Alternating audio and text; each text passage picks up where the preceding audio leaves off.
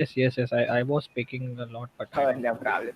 Yeah, okay. So, yeah, hello everyone. Welcome to Kotlin Mumbai. So, basically, Kotlin Mumbai is an open community for all the developers who love Kotlin language and want to learn more about it. And similarly, we are a group of Kotlin enthusiasts. Like, we love to explore Kotlin concepts and language with uh, day-to-day work even in Android. So yes, so we love Kotlin and our main focus is on Kotlin and Android. So whatever the events and meetups we do, like we generally do a monthly event. Currently, as everyone is at home and pandemic is going on, so we are at home and we are doing this virtual meetup. So yeah, so this is Kotlin Mumbai and welcome to community. This is our website, kotlinmumbai.tech. So whenever you want to know about our latest upcoming events or want to stay updated, whatever stuff is there going with Kotlin, you can visit kotlinmumbai.tech. This is our official website. And yeah, so since we are attending a meetup in online, so there are few things which we would like to share. Like this is our code of conduct. Since everyone here is you're coming up for something learning and gaining some knowledge, so we want that everyone enjoys the talk and let others enjoy the talk as well. If you have any questions or anything comes up to your mind, you can put into a chat where you can ask your questions and whatever queries are there. So let's maintain this good thing and enjoy. Yes, most definitely. This is, I think, very important thing. So, of all our meetups and all the activities we do, right? We have our Twitter channel, we have a Telegram group, we have also a Discord group as well, right? A study group.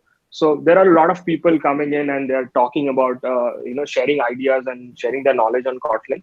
We want to, abide by our code of conduct, and it's a very simple expectation that we have, right? Like where you be good to each other and that respect each other and overall encourage this learning process that we want to encourage at Kotlin Mumbai, right? And if you want to know more about our code of conduct, do visit our website, and in the about section you will find what are some of the code of conduct policies that we have. Having talked about the code of conduct which you could follow at the event, um, here's a team of organizers that have made this possible. So, so Siddesh was just speaking, and Siddesh works on PTM Insiders consumer apps, and um, I'm speaking currently. I'm Rishad, and currently a student. I'm interested in machine learning and Android. Uh, in our organizing team, we also have Chintan, who has experience with Android development, and you can reach all of us over at these URLs if you want to discuss something about community, something about Android, communities in general, Kotlin Mumbai, speaking at Kotlin Mumbai, anything. You can reach out to us at these URLs. So, having covered that, let's go to the speakers part, the talks which have come for today. So today we have two talks.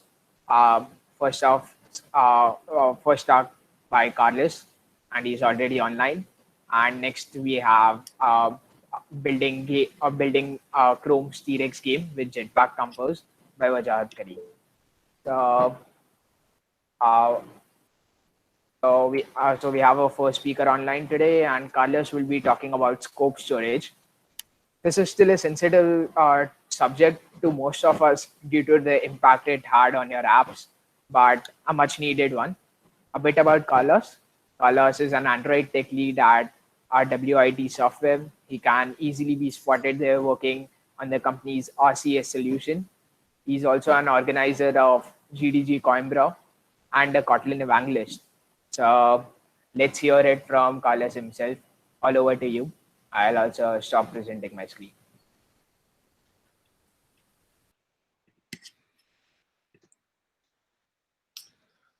Hello, everyone. I believe you can hear me, right? Yeah. If you could just, yeah, okay, nice. Carlos, if you can stop the presentation and start it again so that everybody can see it, that would be great. Okay.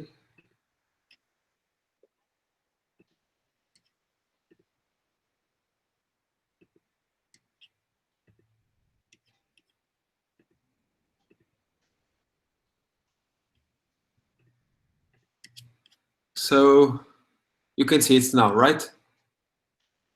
Yeah. Yes. Hope everybody else can also see it. Yes, Carlos, go ahead. Yes. Yes. So first, let me thank you for this great introduction. To be honest, it's really good to be back at India, at Mumbai. Well, at least online. I've spent a full year working in Mumbai, and I have really good memories of everything, of everyone I met, the chance they had to travel around India. Hopefully, when all of this is over, all of this pandemic, I'll be able to go back and meet all of you that are on the other side of the screen in person. I also want to thank everyone for being here. I know it's a Saturday afternoon, and you're taking time to watch two amazing talks. So thank you for being on the other side. And of course, none of this would be possible without the Kotlin Mumbai team. I saw a lot of videos that they've been publishing about the events that they've been doing on YouTube. They're doing an amazing job. So first, let me congratulate and thank you all for the good work that you're all doing. This is always a bit awkward to clap on an empty room, but you got my message. Before I start, I've got a small suggestion here. This is a bit hidden on Google Meet, but if you go to the bottom right corner, you'll see an option that says turn on live captions. And if you click there, now everything that I'm saying will automatically be displayed under the presentation. This is done on your side, so you need to do this manually. Ready? Let's try this. Hello, Mumbai. Perfect. So let's start with the presentation itself. Don't worry, you won't. You're not going to have double captions. I was just making a small video just to show you how you could activate it. I've got the chat also open here on my device, so if you have, so I can interact better with you. I have one or two questions that I want to ask you. So if you could just reply there, it would be great. Who am I? So my name is Carlos Mota. You can find me on Twitter at @cfonsmota. I usually tweet a lot of things about Android, about Kotlin multi-platform.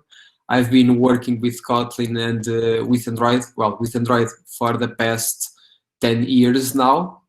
So I started when it was Android 2.1, when Android was still gray, and we had a long and amazing path so far. I've recently, for the past 2 years, I've been playing with Kotlin multi-platform. I've been doing some really cool side projects with it, compiling, building the code once and almost running it everywhere. I just need to share this application logic, and I can build applications for Android, iOS, and the web, for instance. I just need to build the UI part. I'm an Android dev lead at WIT Software. I'm the founder of GDG Coimbra, that's in Portugal, and the co-founder of Kotlin Nights. Talking about Portugal, well, I've just had my morning coffee. I believe you're all having, you just had lunch, actually, over there, so I hope everyone is with full energy. I'm writing at Rei Wonderlic, and the opinion is online. This is a Portuguese tech journal, and I'm a podcaster wannabe. I've wanted to host a podcast for quite some time, so if there is anyone out there that also wants to create a podcast, just hit me on Twitter or any other way that we can talk. I love to travel, photography, and running, mostly the last two nowadays. And you can find this presentation on my speaker deck. It's Scoping Scoped Storage Extended, and you can find the project that I've built on GitHub. I've already tweeted all of these links. I also add them on the chat here on the Google Meet, so you can easily access them. Also, the project on scoped storage, it's fully updated.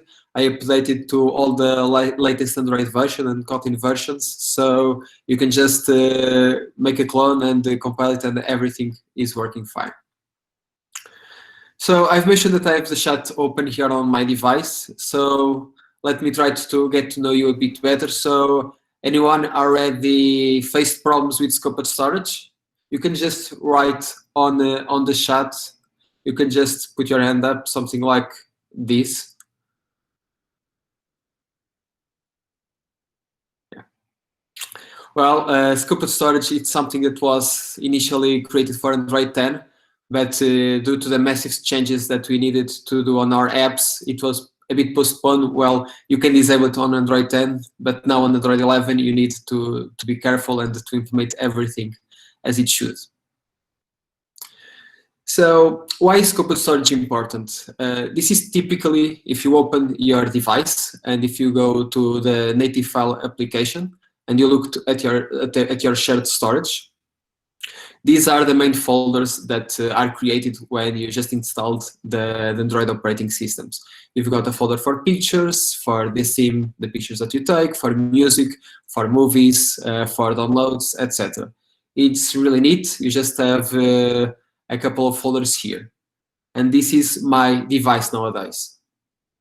I had to reduce the font size just to have almost all of the folders here. And typically what happens is I receive a message from the Android operating system saying that I'm running out of space. I then try to check if there's an application that I no longer need to uninstall it. And then I open my file system to see what the hell is using so much space. And typically I have all of these folders, some of them from applications that I don't longer use, that I haven't installed. Others are a lot of caches. So I end up deleting some of these folders. And I have to say that I clean them probably every 2 months. So this is my system nowadays, and I've cleaned it 1.5 months ago. So if I never done it, this will be way more chaotic. But let's see. So I've made an Instagram video once, so I'm kind of an influencer. And for that, Instagram decided to create an hidden folder, some sort of cache. I've also cached for a storyboard that I don't even know what app is this. Also no clue what the hell is this. We have the alarms, that is default. This application no longer exists. Google removed it from the store and I haven't installed it. Also, I have no idea what the hell this folder is. And this folder just sounds fishy. Having a folder with all our backups, probably it's some other app that decided to create these backup folders. And I opened this folder and I had hundreds of files just using app space. I ended up deleting this folder. So as a challenge, I challenge you to just take a picture of your phone, of your file system, and just tweet them away saying no more scattered files. And I'm asking you to use these hashtags so I can easily find the other people that are suffering from the same problems that I am. But it's not only the problem with scattered files. This news was from last year. CamScanner, it was a well-known application. It allowed you to create and edit PDF files, if I'm not mistaken.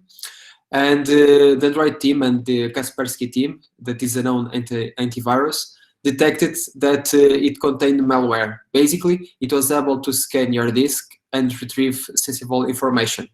Because when you're giving the runtime permission for accessing your file system, the read and write external storage, you're basically saying that applications can open and can freely access almost all files. And I'm saying almost because, of course, you've always got the system folder that you can only access on a rooted device, so that's still secure. So why is scoped storage really important? Well, we've seen that you've got a lot of scattered files throughout the disk. When you uninstall an application, the files are still on the disk, so they're just using app space. You could use the backup API, for instance, to upload this information to Google Drive, and when you install the application once again later on, will have this information. Or if you want to install the application on a different device that you own, you can have that configuration there. So no need to persist it on your own device when you install it. Apps, once again, can access almost every file on disk if you give them the read and write external storage permissions. There's also no clear distinction where files should be saved. You saw that I have applications that create their own folder on the root on storage. Others create their own folders inside pictures. I saw applications that create their own folder inside downloads. So basically, apps can create folders wherever they want. If you want to make an operation over files, some of these operations require that you use file paths, either you'd use URI, so there was no consistency on the operations that you needed to do. Also, you ended up doing a lot of X, let's say, for some file operations. So I had this problem, and I noticed that a lot of people had this problem. For instance, let's imagine that we want to hide files on a specific folder. What we used to do was to create a .no media file, and Android automatically won't scan that folder. And we had different behaviors depending on the vendor that was selling that device and on different Android versions. I had an issue that Google Photos, if I had that .no media file, in one version, it won't scan any of the files, so no files on that folder will appear on the gallery. On the other device, I had that file there, but it was the same thing as I didn't have. All the files appeared on the gallery. On my third device, having that file there, if I then remove it and I added new pictures to that folder, only these new pictures would show up on the gallery. And if I'm not mistaken, I had a fourth device that once I removed this no media, all the images were automatically shown. So we can have different behaviors here depending on the OS version, on the vendor. So the scoped storage is going to solve a lot of these problems and, of course, increase the user's privacy and security. Talking about privacy, we faced a lot of evolution on Android since the very beginning.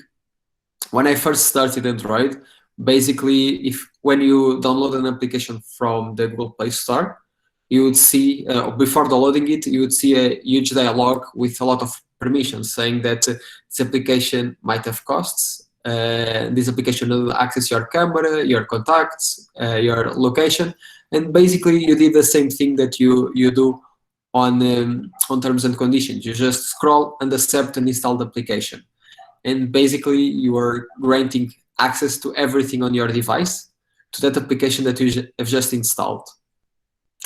This was the beginning. Fortunately, on Android 6, we started to have runtime permissions. So when you install an application and you want to use something outside of your app sandbox, let's say the camera, you need to ask the user for consent. And only if the user gives you access to that feature, you can use it. And we've seen a lot of improvements since this early release. Now you can ask for permission for the background and for foreground. Most of the times you don't have access to that feature if your app is on background, which is amazing. It also helps you last your battery. And nowadays you can also ask for one-time permission. So we're going to make an operation only once. The user can give you permission for that single time. We've been also seeing a lot of evolution here in terms of the SAF, the storage access framework that I'm going to talk a bit further on this talk. This exists since Android 4.4, although it wasn't really mainstream. Not a lot of people used it.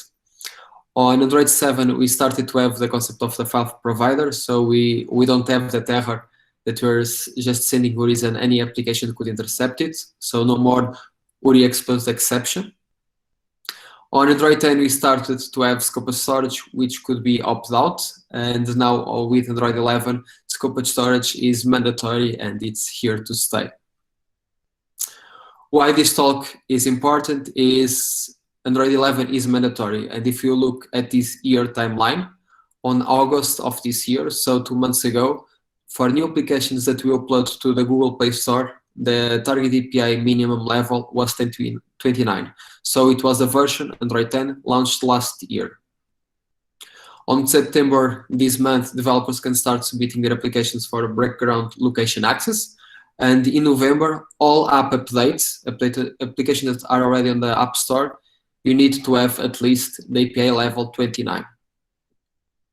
And we've seen this for the past year, so we believe that next year on 10.21 it will be the same thing. So on August, for new applications, they need to be already with scope of storage in mind, and on November, all applications that are uploaded. So we'll need to have a target level 30, meaning that you're going to have scope of storage on it. Some concepts about scope of storage. You will no longer rely on file paths. I've mentioned that you don't have consistency on the operations. Some of them use file paths, others use URIs. So you're going to make operations only with URIs. When you install application, every data that is stored by the application that you didn't use the media store or the SAF, it's going to be removed. So configuration files, shared preference, all of this information will be removed upon installment. The media store API is amazing. You should use it. It's really well optimized, and it allows you to save images, video, and audio without any problem. For other files, you need to use the SAF, the Storage Access Framework. And files are now secure and private, as they should always be.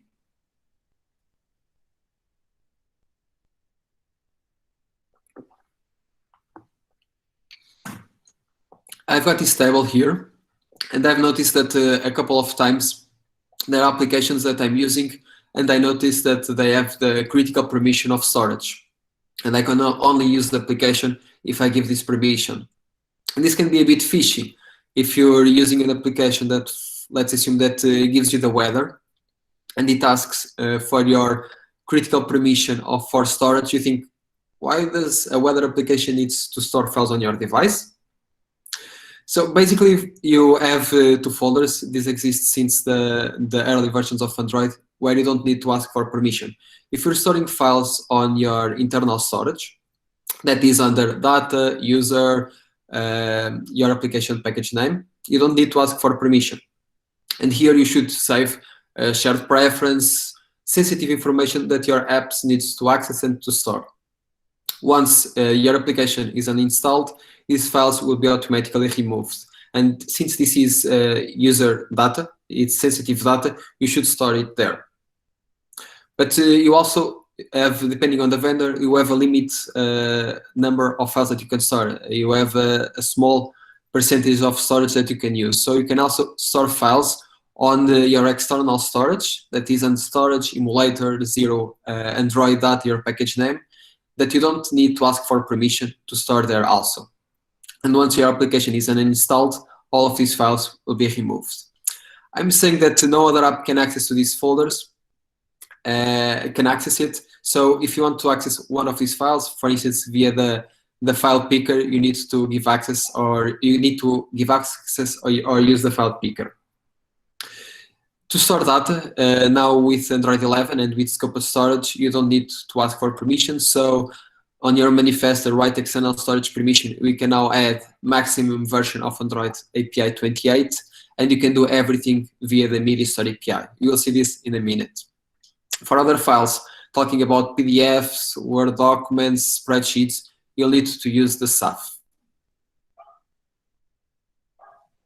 So select the appropriate folder for your app requirements. This is my main advice. If you're just storing shared preference and configuration files, you can use internal storage for this. Asking for saving media files, use the media store API, and documents, use the SAF. And remember that asking for permission, it's always a bad experience to stop an action and ask for permission, and we want the user to have the best experience possible.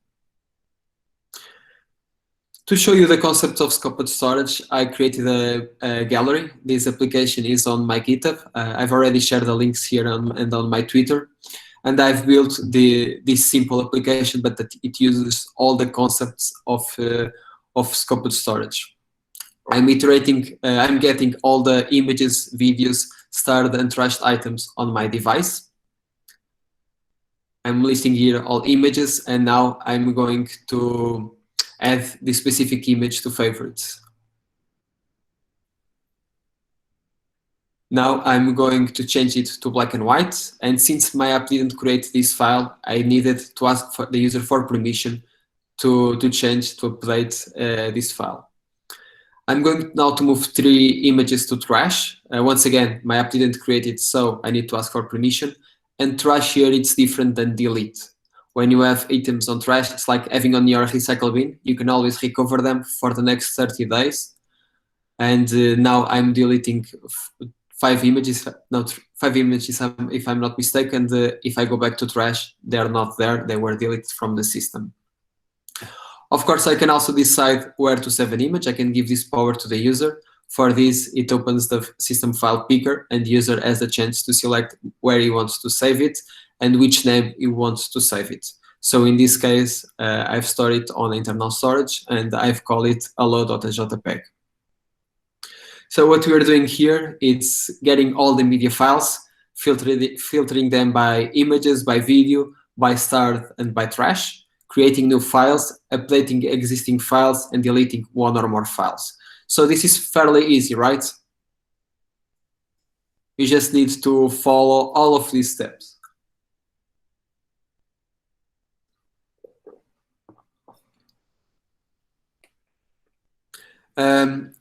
Yes, the simple code to do this, it's on my GitHub, and I'm going to share it again on the end, don't worry.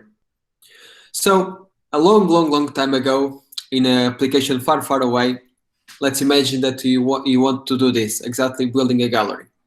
So the way that we used to do this, fortunately this was way back on Android 2.1, was to access the get external storage directory and access to list files. So basically, I would send the list of all the files that existed on the root folder, and then I would iterate over each one of these files to detect if it was a file or a directory. In case if it was a directory, I would send this list once again to access all of its files, and then I would check if the file itself was an image or not, and if it was an image, I would just save it. Fortunately now, this external storage directory, it's deprecated, so we can no longer use it. Probably on the next versions, it's going to be removed. And this was a really bad way to do things. It was the way that we do things back then, because this was the best way, talking about Android 2.1. But nowadays we have ways more optimized and way faster to implement, and with less code and less error prone. So this was not the best approach out there. The performance was really bad. It didn't take into account that, for instance, I was iterating over the downloads folder, but I just downloaded a new file from the web. So if that file was downloaded after I went through that folder, I had no information that file existed there. So I could not have a real-time update, let's say, or a trustworthy update. It nowadays uses deprecated methods, and you need to do everything by yourself. Everything was done manually. So you need to check if the file was an image, if it was a video, if it was a file and not a directory, and so on. Now, there's MediaStore API that comes to the rescue, and this is a really best implementation. For instance, now we have the concept of the MediaStore image stable. And if you look at this example, I'm getting the ID, the data, the display name, the size, and the data modified for a specific image. This information is stored on the MediaStore table, so it's on the database, and I'm just going to get this specific information. I don't need to iterate over all the files on the file system. Of course, I could get more information. I've just selected these 5 fields, but you can have information about the width, the height, the data created. You have a lot of information that is already available for you, and it's really fast to have this information. Once I decide which information I want, I can just call the content resolver and make this query. And in this particular case, I'm going to say that I want all the images ordered by the most recent image first. So I don't need to, after getting all the files, iterate over the entire list to get the first, to get the most recent images first. I can just send this expression and automatically I will get all of this information. These two null parameters are used for conditional checks. For instance, let's assume that I only want the favorite images. I can just send here the media images media is favorite, it's 1. So it means that this image is set as favorite, and automatically the query will filter for only images that are made as favorites. Once we get this information, once again, it's really easy to access it. We're just going to access the cursor and get that specific value and create our own object. Now, with Android 11, we have a couple more things that were made deprecated. I mentioned before, you no longer have access to file paths. You should use the URIs to access a media, to access an image. So these two columns have been deprecated.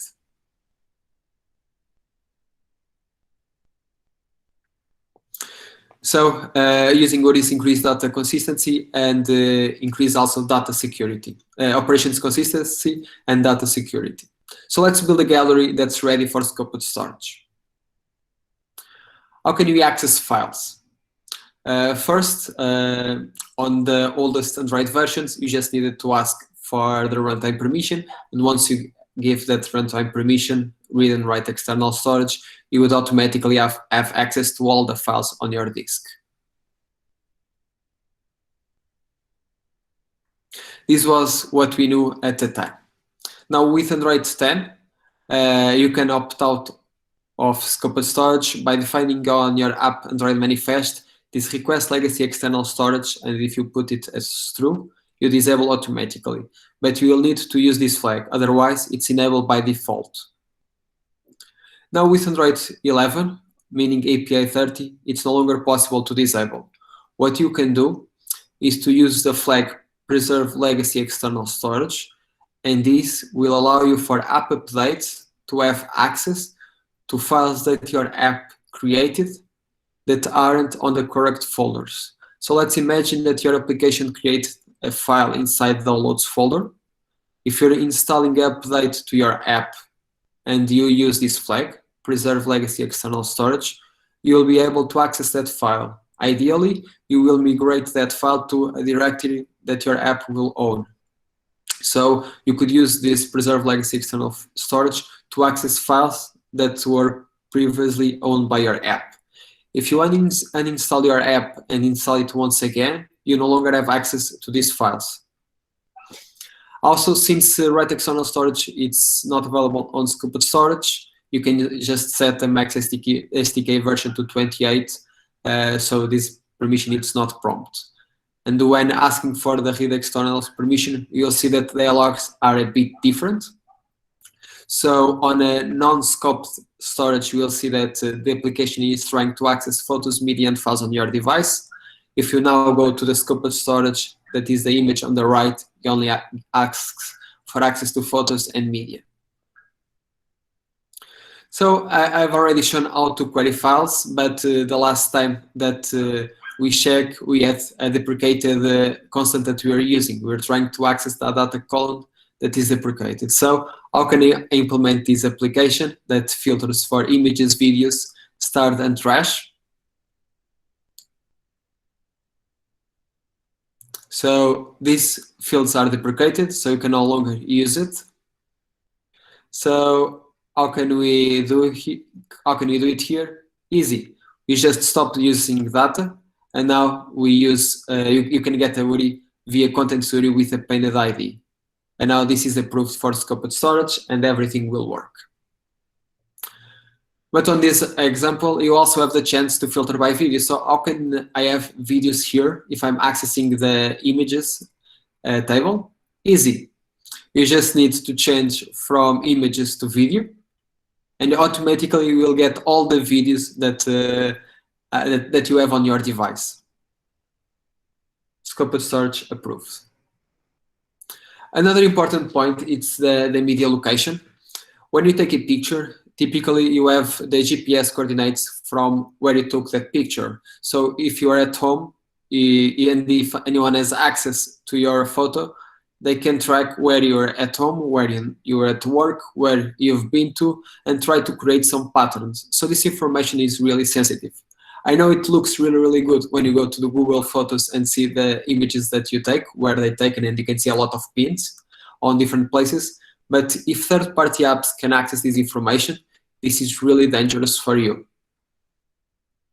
So with no scoped storage, basically you could get this information from EXIF interface. You just send the image path and you can retrieve the lat long coordinates of your image. But well, we're talking about scoped storage, so you can no longer use the image path, the file path, to access that file. So you need to do, I think, a bit more complicated. You just try to open the input stream of that image, and then you call the EXIF interface with that stream, and you can get the coordinates, right?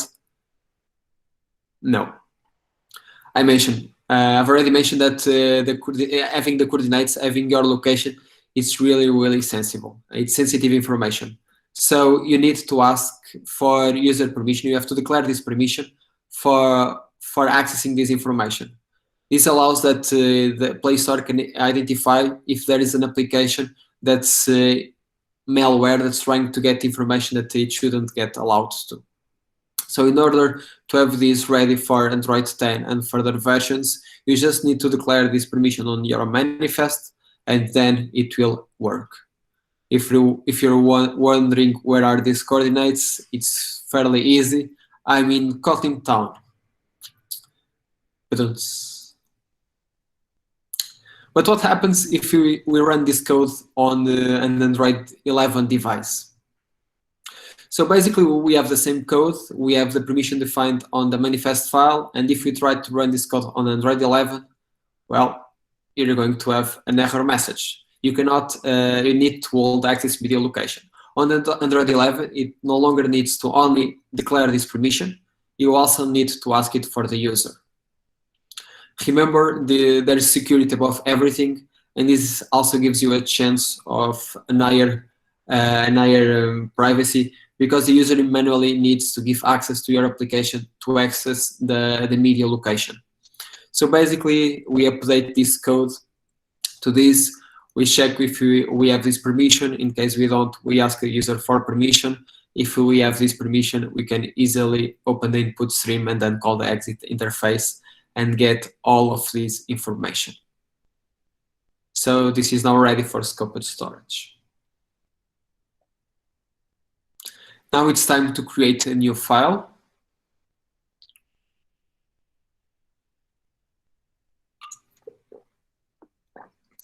I'm going to create a copy of a file. Typically, you can store files, images, in this case, either in pictures or DSIM folders. Typically, you use the DSIM folder if you take a picture and you want to save it. Use pictures if you want to apply a filter, if you want to manipulate that image. So when there was no scoped storage, you do something fairly easy like this. You basically define the name and you just call file copy2.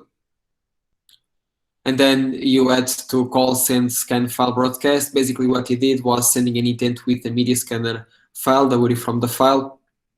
And applications that were gallery were listening to this change, and then they will refresh. And then we had some applications that when they receive this intent will trigger another intent. So I saw this a couple of times that I had applications that since they received two intents, they duplicated the same file twice. If you deleted one of these files and you sent the media scanner, then on that gallery, you will still have one image that no longer existed. So using the media scanner scan file, it works on fairly simple cases, but on the vast majority of devices, and since we have a huge fragmentation on Android, you could have unwanted behaviors. Also, doing this, you want to update the media store tables. Basically, you needed to reboot the device, and only when the device was rebooted and it was on again, the media tables was updated to a Chrome job that existed on Android. So it invalidates using the media store API to directly access to the tables. It also allowed you to create a file almost anywhere on disk, so you still have scattered files with it. Now, with improving this code to scoped storage, we're going to follow a similar approach, and you'll see that the code to access and manipulate images is fairly equal from one operation to the other using scoped storage and the media store API. So we first want to create a new media. We need to say where it's going to be stored. So we're going to store it on external storage, and automatically this will be stored inside picture. It's going to be the default. I'm going to update the media store table so I can later query it. I'm going to define the display name. In this case, I'm just going to use the image name and add CP copy. I'm going to define the MIME type. I'm going to say when it was modified, and I'm going to use this flag is pending at 1. You will see in a minute why it's necessary to have this flag is pending.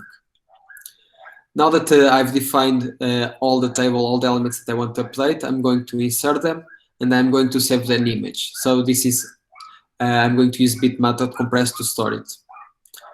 Now that the image is already available, I'm going to update this flag is pending to 0. This flag is pending means that there is an ongoing operation in an image, and it allows you, if you have a gallery, and if you're trying to get all the image on your device, if its pending is set to 1, this image won't appear on the gallery.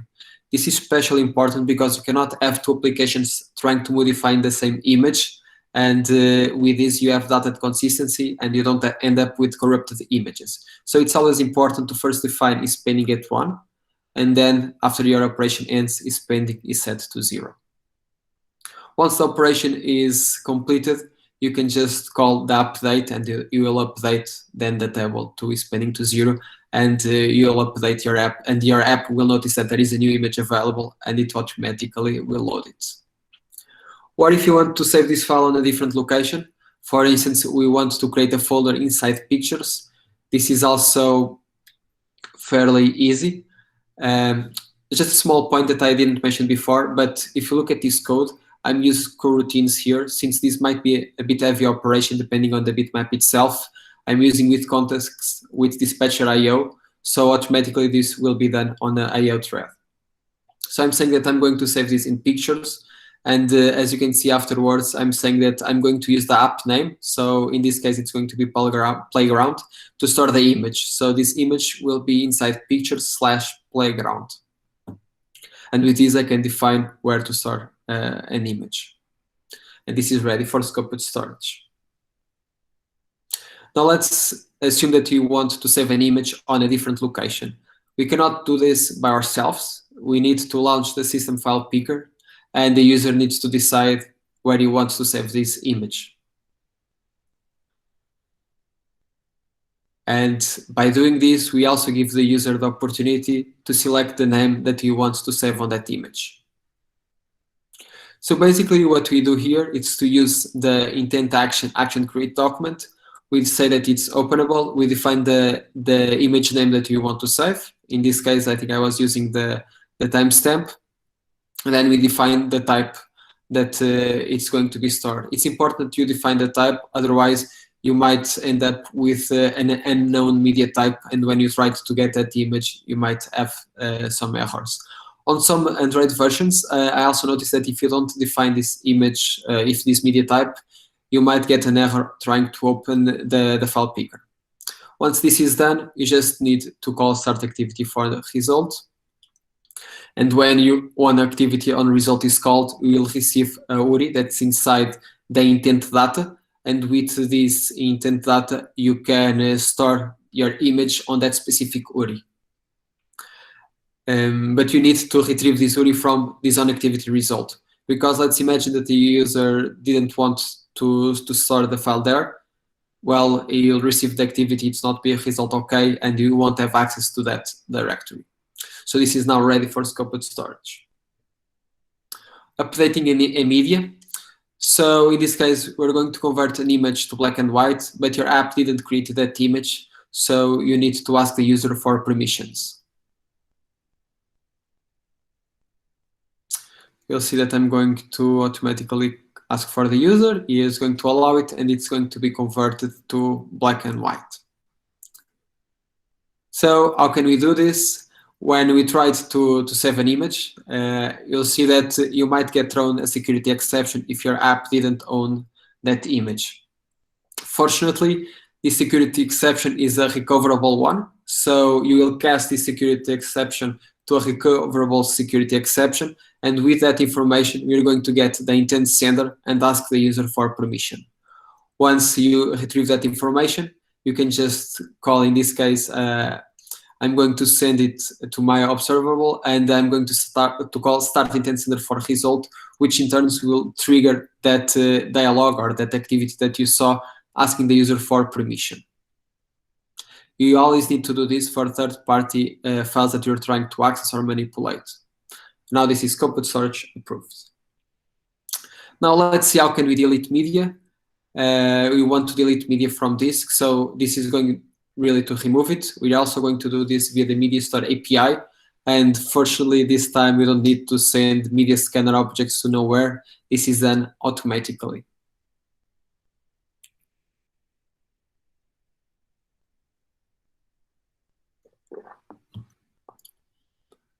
So giving permission and deleting everything. Before scoped storage, we just do something like, we have the file path and you're just going to create a file and call it delete. And once you do this, you send that media scanner file to everyone. They will listen and they will update, sometimes trigger other media scanners. And this information might not be 100% certain. So sometimes we would go back to the Google Photos or to the gallery application and you temporarily will see that image. And when you try to open that image, you will probably see a corrupted one, or worst cases, sometimes the application would crash because you're trying to load an image that no longer existed. So you needed to manually delete a file, manually notify the apps that you deleted the file. And if you're doing this way, you're not updating the media store table. So if anyone else was using the media store API, they might get information from an image that no longer existed. Also, if you want to try to update it to scoped storage, it's not the same thing as you have the URI and you call the path and you can just delete the image. If you do this, you're going to have a no such file exception because a URI is not direct access to a file. A URI represents a file, but it's not the exact path on disk. So if you try to call URI.path, you're just going to have a symbolic link. It's the same behavior that we saw before. So we're trying to manipulate a file, in this case to delete one.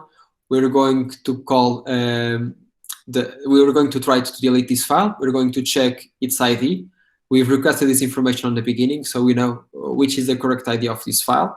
And if we have permissions, we can automatically delete them. If you don't, it will also trigger a security exception that will try to cast to recoverable security exception and then ask the user for permission to delete this specific file. It's the same behavior that we saw before.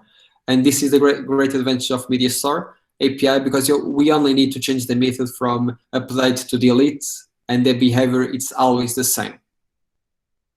So this is ready for scoped storage. Or if you want to delete multiple files, well, this will happen.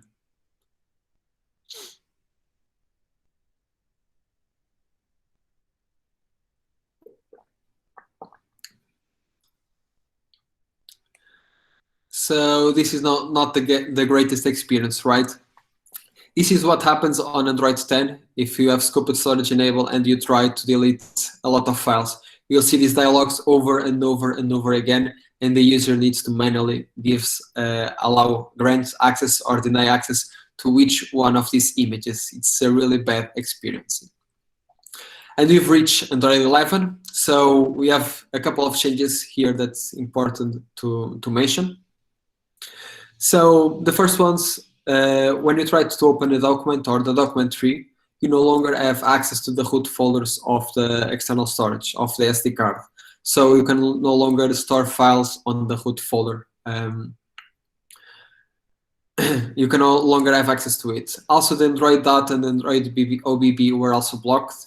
And if you try to open the document tree to the downloads folder, you also won't get access to the entire folder. So if you want to save a file on downloads, you can just save a file and not get the old downloads folder to store the file and check which files are there. So we'll only have access to action open document and not action open document tree. There was a lot of problems using native libraries. Most of them aren't updated as fast as they could be. Let's say some of them have a lot of code and it's really difficult to keep them updated. One of these examples was the FFmpeg that was dealing with file paths, and it was almost impossible to make it use the new concepts for scoped storage. So with Android 11, we still have file paths that can be used on native libraries, and these actions, these operations are really optimized for these native libraries. Although depending on the library itself, you might feel that something could be more improved. In this case, the Android team asks for feedback to see what they can do to improve or which tips they can provide you to make this operation more smooth. We also have the concept of bulk operations to avoid having to manually select which files you want to delete. And we have the concept of start and trashed categories. So let's see how these bulk operations work. I'm going to attempt to delete once again a couple of files. And I don't want to manually select which ones I'm going to delete to give access to which one of them. So as you've seen, you just saw a dialog with all the images, and I can automatically grant access or deny to all the image at the same time. How can we do this? This is really simple. We're going to call mediastore.create delete request with all the URIs from the images that we want to delete. If we need to ask the user for permissions, we're going to get this intent sender, and we're going to call once again start intent sender for result. The dialog will be shown, and the user can manually accept or deny this access. This is available only on the Android 11 and hopefully afterwards.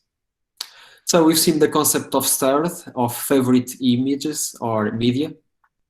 It allows to manually define which images you want to favorite them. This is really helpful because you start to have a lot of media files and you want to easily access one of these files. Well, you can just get all the files that are starred. For instance, to show them first. How can we do this? Once again, we use the media store. We call create favorite request. Here, we're going to send the state. This state means that we want to add them to favorites. We send it as true. If you want to remove them for favorites, we're going to send it as false. We're also going to send the URIs from the images that we want to add or remove. Once this is done, we're going to call the start intent sender for result. We're going to ask the user to add them to the favorites. This is only available on Android 11 and afterwards. Now let's talk about trash. Trash, it's different from delete. When you trash an image, you can recover it until 30 days. So after 30 days, this will automatically expire and will be deleted from disk. Also, when you try to query images on your device, trashed items won't be returned. You need to manually say that you want trash items. So it's a similar behavior like having the recycler bin on your computer. How can we add them to trash? As you can see here, now it's on trash. How can we add images to trash? Well, let's just create a trash request. And we're going to get its intent sender and ask for permission to trash these images. And if in case the user grants it, they will automatically be flagged as trashed. So this is available only on Android 11 and afterwards.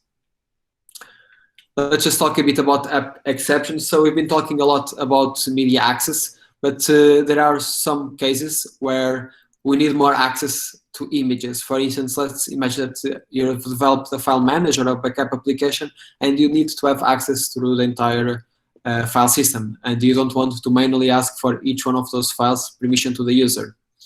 So there is some exceptions here. They're not, let's say, the user still needs to give special permission for this. He needs to manually grant permission to the app. And Google Play Store needs to accept your application. So they will manually check and they will deeply check if you're doing anything that you shouldn't do to check if your application is malware or not. How can you do this? You need to define on your Android manifest this permission, manage external storage. and then we need to call this action manage all files access permission intent that is going to trigger this screen. And in this screen, the user needs to click, in this case, on playground, and then he is going to have two options, allowed or not allowed, and he manually needs to select allowed. So this might not be the best user experience, but it gives the information to the user that your application is going to access all the file system. So you really need to trust that application. With this, we are now scoped storage approved. Nevertheless, there are a couple of limitations here. App internal files and external files are still unavailable, so you won't be able to access the shared preference that I mentioned on the beginning that are stored inside data. You won't be able to access them, even if you are a backup application or if a file system. There's no detailed information about disk usage, so you'll not be able to know that all of your images are using up these gigabytes, all of these audio is using these gigabytes. No, this information is still private, and it's no longer possible to delete all the app's cache. So I cannot manually say that I'm going to clear that application cache. However, the Android team gives you a couple of options where you can do this. That means that manually you'll need to call a trustworthy application, so it's going to call the native file system application that will be able to make this operation for you. So if you want to know the disk usage, you're going to define the intent with action manage storage, and then you're going to call that start activity, and you can do all of these operations from there. The same thing for disk usage. For clear cache, you need to open the file, the system file explorer, and you're going to use the action clear app cache, and automatically this activity will be launched, and you can clear the application's cache with it. And now we're ready for scoped storage. So there is a lot of things about scoped storage. One of the points that needs to give you special attention is how to migrate files, how to migrate data. Because users don't want to lose their data, and well, this is the most important point. I can say that this depends a lot on your requirements. So it depends on what you want to do and how your application works. But basically, what happens here is that you need to take into account that you might lost access to that files. So you can use the flag preserve legacy storage for app updates. So you can copy those files, and you can start migrating files on new app updates that you're doing now. So you need to officially target Android 11 in 1 year. But for now, you can start copying files for the users that are still updating your application to a location that it's prepared for scoped storage. This is the approach that we followed. I have several applications, and what I did was, since Android 11 it's only mandatory for next year, I've created a migrating process that all the files that are on specific folders, it's going to be on app specific, on a scoped storage prepared folders. So when you open my app after update, I will be manually copying the files from one place to the other. Since this might not get you the best experience, this operation is, of course, it's doing on the background, and for more heavy tasks, I sent a warning and I have a progress bar saying, we're migrating your application to Android 11, so please understand that this operation might take a bit. Also, this requires you to rethink your UX. For instance, you're used to save a file wherever you want. Now, if you want to save a file, you typically, and if it's outside of your folders of the media store, let's say that you want to store a PDF file, you need to call the system file picker for this. So the users are going to be redirected to another screen, and probably you need to rethink how it's the best approach to do this. Of course, you can always say that on Android 10, you're going to request legacy storage, so you can do all of these operations. It was the approach that I followed. I have request legacy storage to true. I'm migrating all the files, and when I target Android 11, I will have preserve legacy storage, so I can move those last files for that small percentage, I hope, of users that didn't update the app until then. Some final remarks. Scoped storage, it's mandatory when targeting Android 11. it can be disabled on Android 10 via request legacy storage. You need to redesign your app to use the appropriate folders. Don't forget this. You don't forget that you can use preserve legacy storage if you're updating your app on Android 11. You need to use the Media Store API for accessing files, image, videos, and audio. Files are now accessible via URIs and not file paths. And for other type of files, you need to use the SAF, the Storage Access Framework.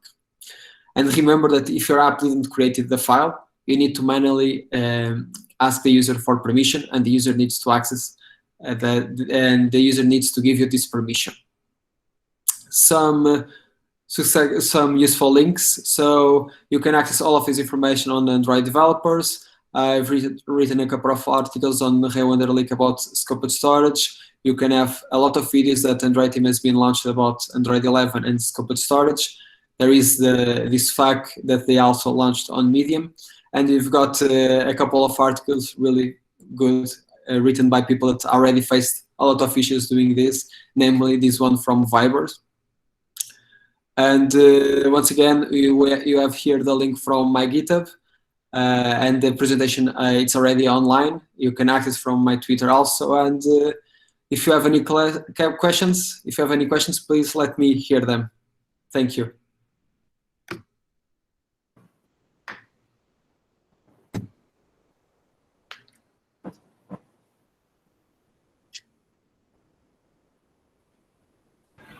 Anyone wants to ask the question can put into the chat, or maybe turn off their microphone and ask the question.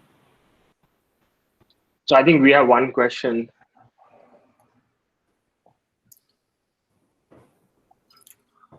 Let me just check here.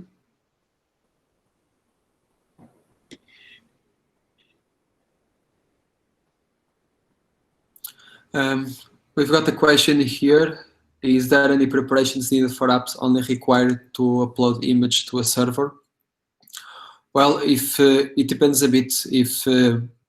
If you want to access that image, and let's imagine that you just took a picture, and you took that picture and you want to upload it to a server. If that picture was taken by a third-party application, for instance, the native camera, you need to ask the user to access that image to upload it.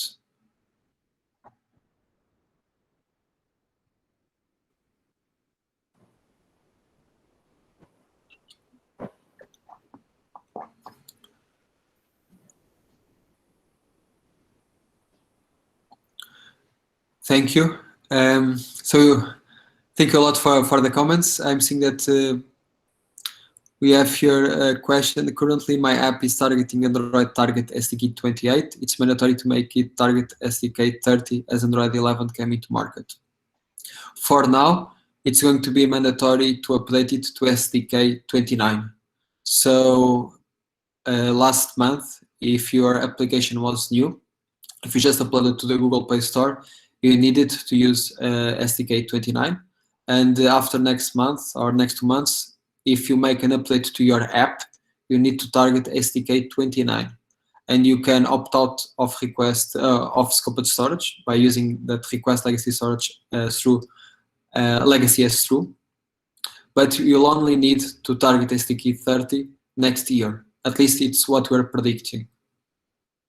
So a simple answer is, for now, we only need to target to SDK 29, but you need to think about targeting SDK 30 next year.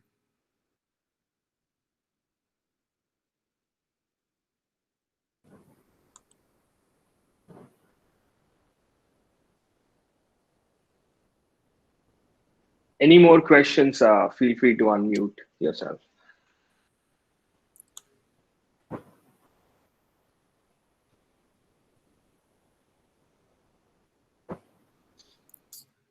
Hi, Carlos. So I have Hello.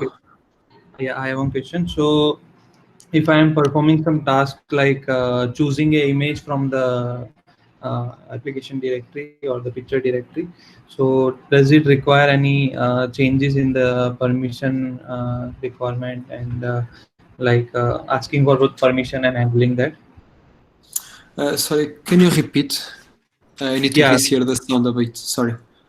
Yeah. So suppose I am performing some task like choosing an image from the application directory or choosing an image from the picture directory. So what I am supposing is like if I am choosing an image from the application directory, then we don't require any permission. But if we are choosing from the picture directory, then we need to ask for the permission, right? Uh, if you're selecting a picture that your app didn't create it, Yes. you need to ask for permission. Okay. Okay, So because yeah. you're accessing an image that was taken by a file that was created by other application, and as a security mechanism, we don't know what you're going to do with your application, so the user needs to know what you're going to do. Okay. And if my application has created a image or any media content in different folder other than application directory, then also we need permission, right? No, if it depends. If your application created if you've created the file pre-scoped storage, you're going to have access to it afterwards. You always needed to ask write external storage permission to create that file if it's not on the app folder.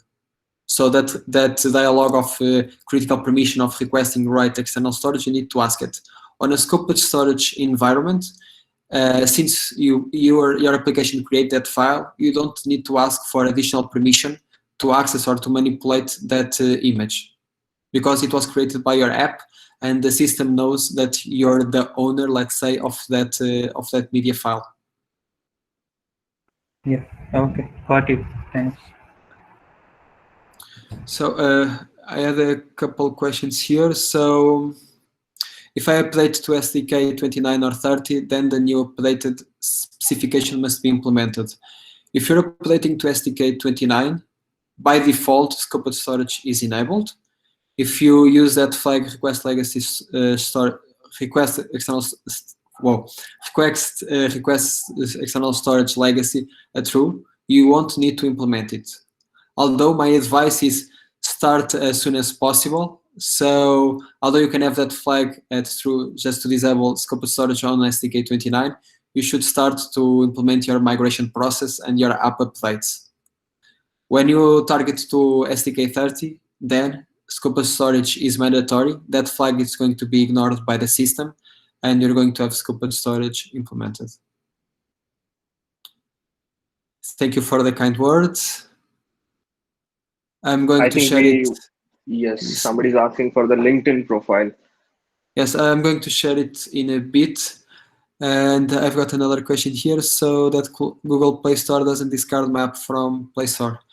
No, if you have your application there, the application won't be removed. What happens is, if you try to make a new update on that existing application, the update itself won't be allowed. You'll receive the message saying that you need to target this specific SDK.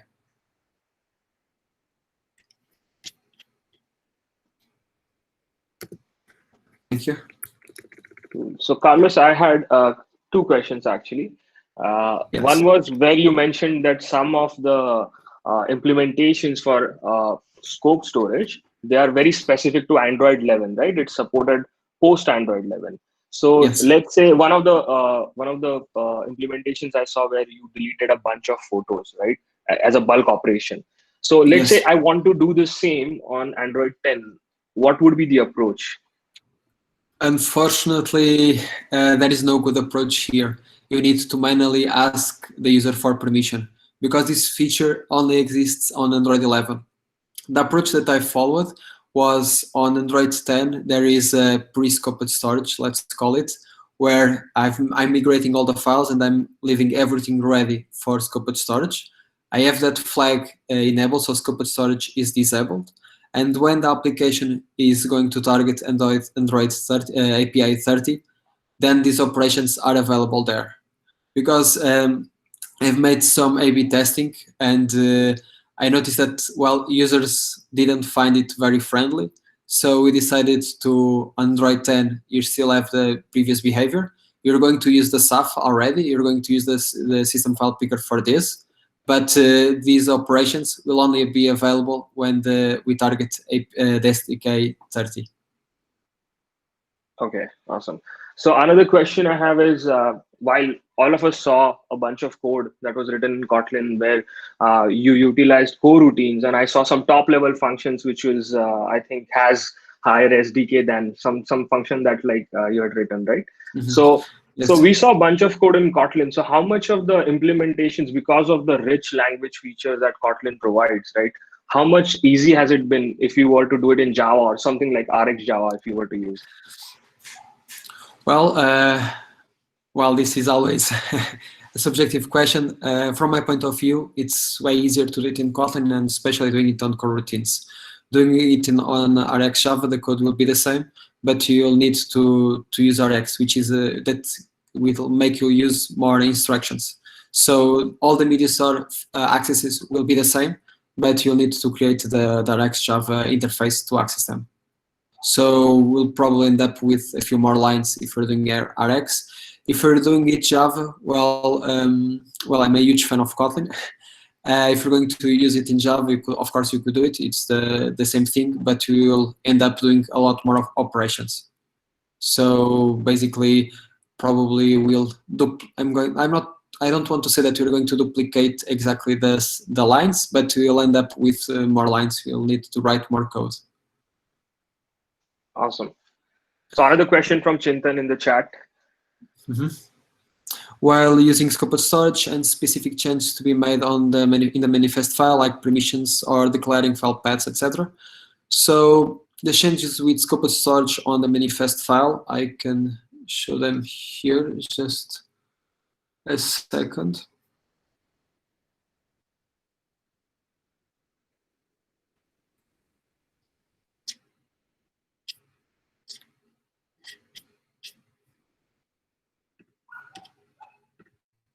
So what you can do is define the max SDK version to 28 or to 29 from write external storage.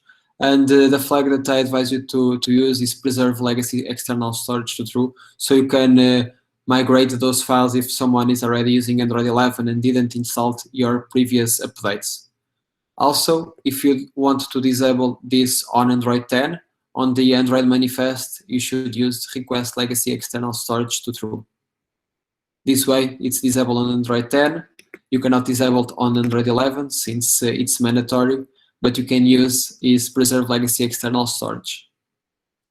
And if you're running this on Android 11, well, you're going to have a little different dialog. It won't say the files part.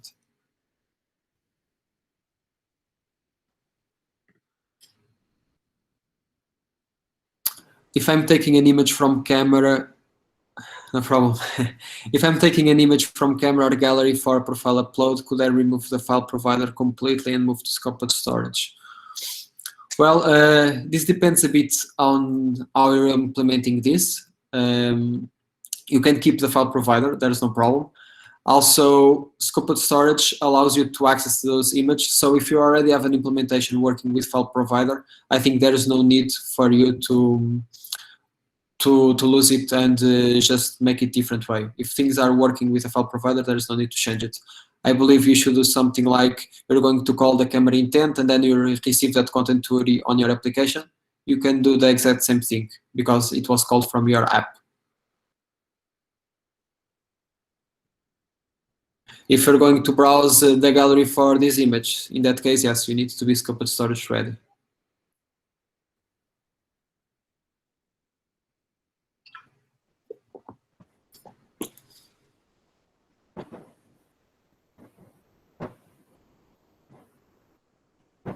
Awesome, Rishit. Do you have anything to add, or if anyone from the audience has any couple of last questions to ask Carlos before we move on to the next talk? Thank you.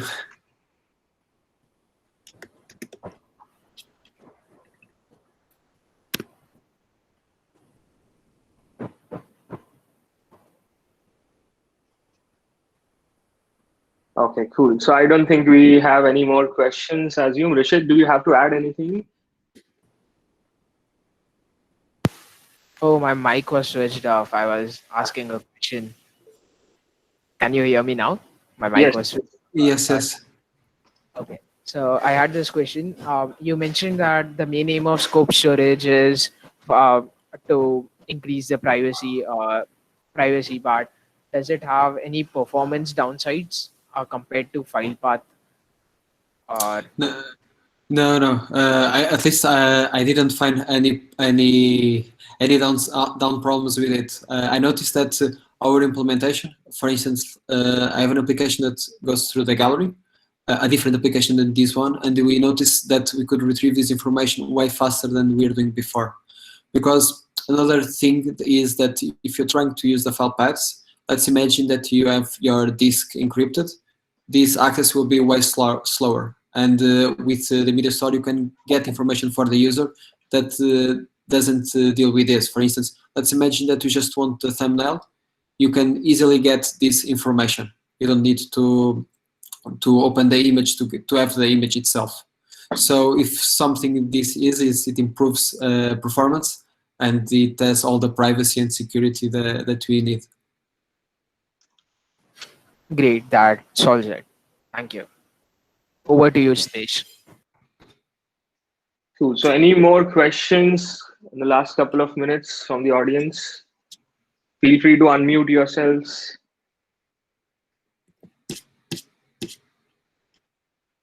Okay, cool.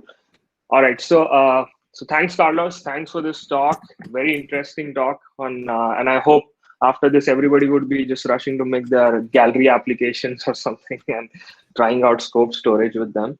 I believe you have the project as well, which you can share, right? And then Yes, that'll be awesome. I'm just sharing it again here on the chat, so anyone can just follow it. Cool, cool. So we have the GitHub links as well. Anybody, whoever wants to follow from our audience, the project and just revise through this, feel free to do that. Cool. So we'll get started with the next talk. We'll have a break for a couple of minutes, less than 5 minutes. Let's just pause for other people to also join the Jetpack Compose talk. Wajahat has also joined here. So hi, Wajahat. Hey, Shreyas, how are you? Good, good. So what we'll do is, anybody who wants to talk, feel free to unmute yourselves, say something, introduce yourselves, or talk to Wajahat or Carlos. You can do that for the next 5 minutes or so, and then we'll get started.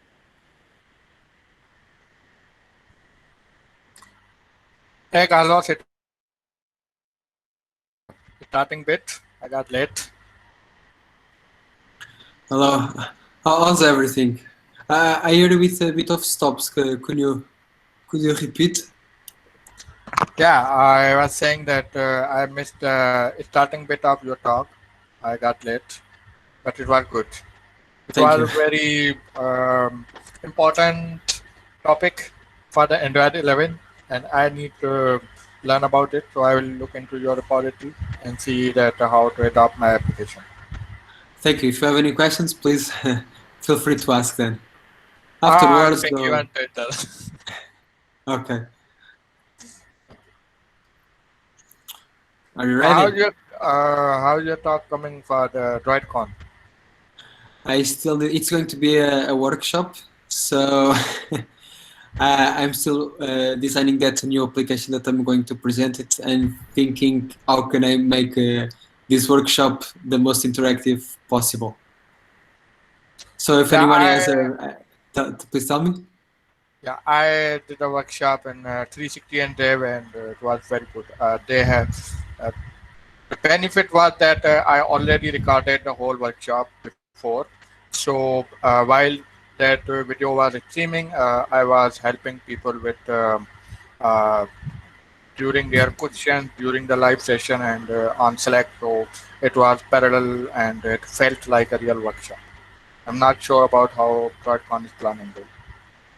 Yeah, I need to talk a bit with them to see what's going to be the best approach here, because, well, I want people to be able to follow the workshop, and it's always a bit tricky to know at speed you're going to type So probably I'm going to talk with you at the end, asking for some advice. Okay. Yeah, I realized that some people were lagging behind because a lot of people didn't have Canary Android Studio or Jetpack Compose setup. So while they were doing that, live stream was moving ahead, and you can't, backward it. So organizers actually managed to upload the whole stream on YouTube while during that talk, and they said, okay, who is lagging behind can follow on YouTube. So Yeah, that happened. that's a really good idea. With if you have the chance to just stop for a bit, people can follow a lot better. Yeah, it was my recording, so I actually cropped out all the Gradle time wasting parts. So whenever I play and boom, it's on application, but not on the audience's laptop. So they were like, "How fast is he running?" So they asked me actually. I said, "No, it's recording." So I omitted that. Nice, nice. I really need to Time to take so it some makes tips. cause problem. Sorry? So Gradle may take some time. So Oh yeah. no. It's the reason why we go to Twitter while we're coding. It's waiting for Gradle to end syncing and Yeah, compiling the project. I saw that a lot of folks for the Flutter actually do live coding. I need that luxury, but we don't have that in Android. It's horrible. Yeah. Well, one day. I think things are getting to improve, but Gradle is still exactly. I'm seeing there the response. Twitter when compiling. Exactly that. Yeah, Twitter helps definitely. Yeah, there is an amazing comic from XKDC where people just clamp their shares and start with swords playing when the project is compiling. And I think Android developers face that a lot. So at a company I was working about a couple of years ago, they gave us these T-shirts as onboarding. So I was in Android, so they gave me a T-shirt. There was written, "Hey, I'm not slacking off. My Gradle is running." Nice. So they gave these different kinds of shirts, to every people. Like backend folks had, "Hey, I'm not slacking off. My build is uploading," and that sort of stuff. That was good. Yeah, I really need to improve my t-shirts with that. It's really cool. I'm a huge fan of geek t-shirts that have this kind of sentence that we can relate also well.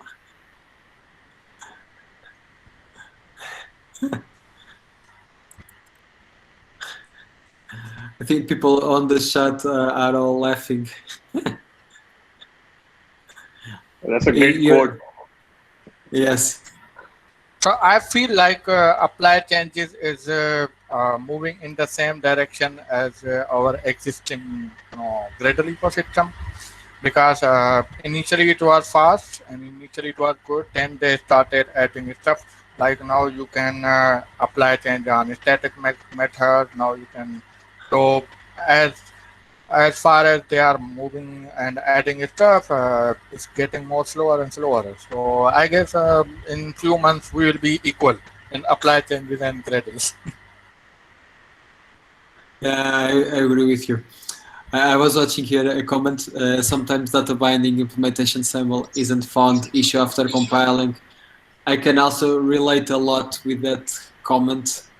I've lost a number of times that I had an issue with the data binding, and then I had to waste a lot of time trying to understand why the project won't compile.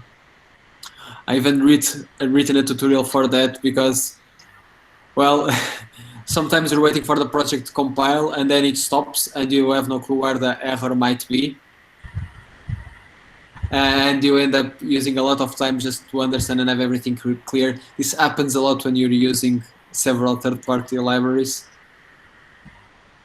We also have here a good comment here saying now we have Compose, so everything is going to be better. That's Yeah, true. yeah, that's true, definitely. So a few months ago, I refactored a project from legacy code to MVVM, and I added data binding. At that time, I think there was no view binding yet announced. So now I feel like this is a horrible mistake I did actually. But I can't, refactor it again because I have view and view model in the XML layouts, and now if I have to switch to view binding, I have to do a lot of stuff like. For now, I'm bearing with data binding. Yeah. I'm seeing that we have a lot of fans of Jetpack Compose here. Everyone is cheering you. Right. I think we can get started. Uh, so everybody knows Wajahat, I assume. A lot of people from Twitter here, and to those of you who are new here, Wajahat Karim is Pakistan's first Google developer expert on Android. He recently became an Android developer expert, and he deeply cares about Android. He speaks about it, as you can see right now. Also, he's pretty vocal about his opinions.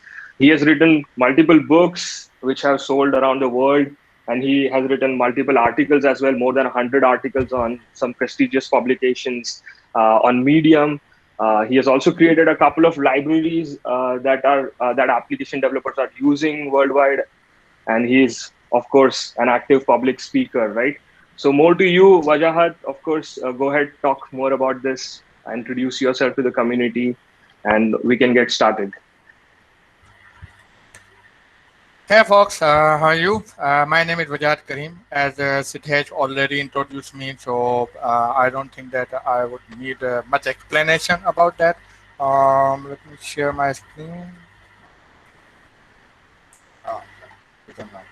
So I will have to present the whole screen because I will be showing the code as well. So yeah.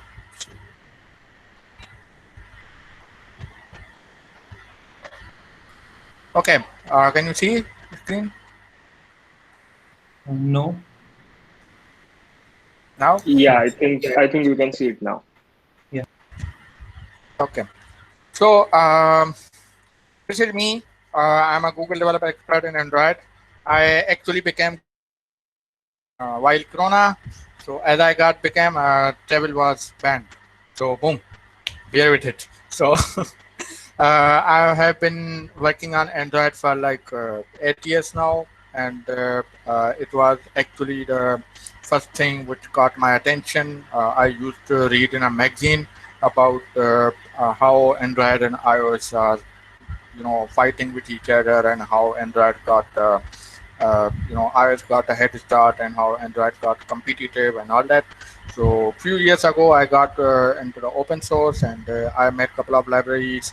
I don't get much time these days due to family constraints, but I try to get some time and update my libraries and experiments. And these days, my mostly focus has been on Jetpack Compose. So this talk is about a very interesting topic which I have been playing around and see that how the results come out. So you probably have seen it on the Twitter. This is actually the game we are going to make it. Of course, I will not go into the very depth, but I'll try to cover as many things as possible. So idea is that I assume that a lot of folks may not have game development experience or haven't done any game development experience in depth. So I will also cover some basic concepts about that. So, Jetpack Compose is a modern UI toolkit with simplified accelerates UI development. So basically, it's all about UI toolkit. So you might be wondering that if this is a UI toolkit, why are we making games in it? Like why? And why we need to actually bother so much that yes, we can make games in Compose, and also there are plenty of very awesome tools like we have Unity 3D, Unreal Engine. So why they pick Compose? Well, idea is simple that games are more fun. I have been actually a game developer, but for the few years I have moved to app development because there are not much opportunities in Pakistan about game development, and I'm not interested in moving abroad for jobs. So yeah, I want to work in Pakistan, and I didn't have any much opportunities in games here, so I had to move to app development. But app development is boring. It's all about fetch data, fetch data, send data, and that's it. But when you are into game development, every game is different. You have to make the game world, you have to make the rules, you have to make physics, you have to make gravity and all that stuff. So there is a lot of mathematics involved, and I chose Compose just to see that whether Compose is on that level or not. Of course, there are limitations, and of course, Compose is not a good platform for games. But hell, I had a lot of fun. So this was very amazing, and I'm not the only one. There is this Alex Lockwood. You can see these animations. He actually posts one animation each day. So and the mathematics he uses is beyond complexity.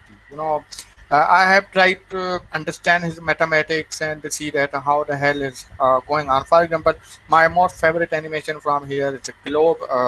It's actually a 2D canvas, but it actually looks like a 3D. So the alpha transitions and movements of the dots and their XY positions, it's completely giving a different change. So also, if you get familiar with the Canvas API in Compose, this will help you in making custom views. We will look that into a bit because at this time, making custom view is a very tough job. You have to extend the view class, linear layout, or frame layout, whatever you have, but then you have a lot of simple draw method and on measurement method and whatnot. It's so much complex API we don't understand, and then there are a lot of going behind the view class which you should be aware of, and to understand that how your view should be rendered. So Jetpack Compose is very good in making custom views, and this is also very good in animation. So a lot of people are doing a lot of amazing stuff in Jetpack Compose already. When it's already in alpha, like it's not even hit beta or stable channel. So yeah. So game development. Let's start from game development. So software are actually event-driven applications. Like you are in an app now. If user does not press any button or does not trigger any event, app will remain there. It will not move, it will not change, it will just remain there and it will wait for you. So this is the idea of event-based approach. Like softwares or applications mostly are event-based applications. But games are different. You are playing Counter Strike and you are not firing anything or you are not doing anything. Someone will come and shoot you and boom, it's gone. Game over. So you don't have to wait for it. Game will not wait for you. They will wait 300 milliseconds for you that whether you have pressed anything, you have given any input or not. And if not, boom, let's go. Move ahead. And then it's again. So this is basically a simple approach of any game. You see branding guidelines, startup logo, company logo, and all that. Then you have intro movie. If game has any storyline or something, then you see main menu and all the setting options and others. Once you press play and you are into loading, and then main game starts. So there is the intro of okay, this level is about this, and then you have actual gameplay like you press events, you jump around and all that, and if you pause, okay, or you are game over, and then optional outro something like in you know uh, Temple Run game. when you collide with any obstacle, monster eat you. That's the outro. Okay. So after that, you are either game ever or you have next level. Okay. So levels and done, and you clear all levels, you get to see credits, who made this awesome game, and boom. This is a simple game structure. Any kind of game. It could be Mario, it could be GTA 5, it could be Halo, it could be Dota 2, anything. So this is the outline of any game running behind. So as a game developer, you have to take care of these things. Okay. So the most important from here is this. This is what we call game loop. Okay. So this is a simple game loop. Of course, there would be a lot of going on, but I have simplified it here. So this is a simple game loop that when the game starts, you have initialize and initialize it like all these things, okay, and then you have while true. Of course, this will not be true. We will see that what will be the condition in it. So this is the single frame. So idea is that every frame is rendered independently and again and again and again and again. So ideally a good game have like 60 frames per second. So this is what you have to do in 1 second. So first is process input like 300 milliseconds. Okay. So you have 300 milliseconds of inputs like whether user has jumped or not, whether has pressed tab or not, anything, and then you get the result like it it has pressed, what will be the change in game data, it has not pressed, what will be the change in game data. So you update your whole state and data and whole the structure of the your game, and once you do that, then you render it, then you actually put that data and display it on the screen, whether it's canvas or OpenGL or Unity or anything. Any kind of game engine is doing this in the code. So after that, once you have rendered, you check shutdown condition. So this is about whether you need to continue to next frame or whether you need to stop. Like, okay, user has collided with anything, so it's game over. Our user has pressed any pass key, so let's pass the loop. So once that, you are into shutdown. So this is simple game loop in the game. Now, implementing this in Compose was a little different approach because Compose is already more like, you know, game loop oriented. Okay. So we have their canvas. So I know that you must be aware of the canvas, and I wonder that how many people have already used the canvas in Java or Kotlin API already, like Vue Canvas. A lot of third-party open source libraries would provide you some kind of view. They are actually using canvas in the backend. So canvas is all about drawing 2D animation, 2D thing, whatever. So we have a simple canvas. This is the canvas definition. Okay. If you see the compose canvas definition, we see that this is a simple spacer, nothing more. A simple spacer. It's a simple spacer, and it gives you option to okay, whatever you will give it to me in dry scope, I will just draw it on a spacer. But this makes a lot of things easier. Like you don't have to override on measure function and figure out that how much width and height will be, or you don't have to do anything. Just say it that you want to draw this, and boom, you have it. So, for example, let's see. So draw scope have multiple methods like draw rectangle, draw oval, line, image, rounded, or circle, arc, and path. This is about vector paths. So you give a path M1 to up to Z, and it will render it on the canvas. So beside that, if you want to make an animation, you want to create own extension methods of draw. So For the canvas, we don't create composable. We create draw scope extension because you are in the canvas scope, so composable will not work there. So this is how you draw my shape, and whatever you write in it, boom, it's we will see that how this is used. Okay, so this is a simple canvas view. Now, if we have to draw this view using the traditional view class, how much time would it take?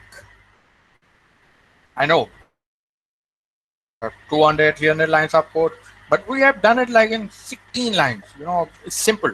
We have canvas, and then we are artists, and we have a canvas, and just grab your brushes and colors, and boom, you are Picasso.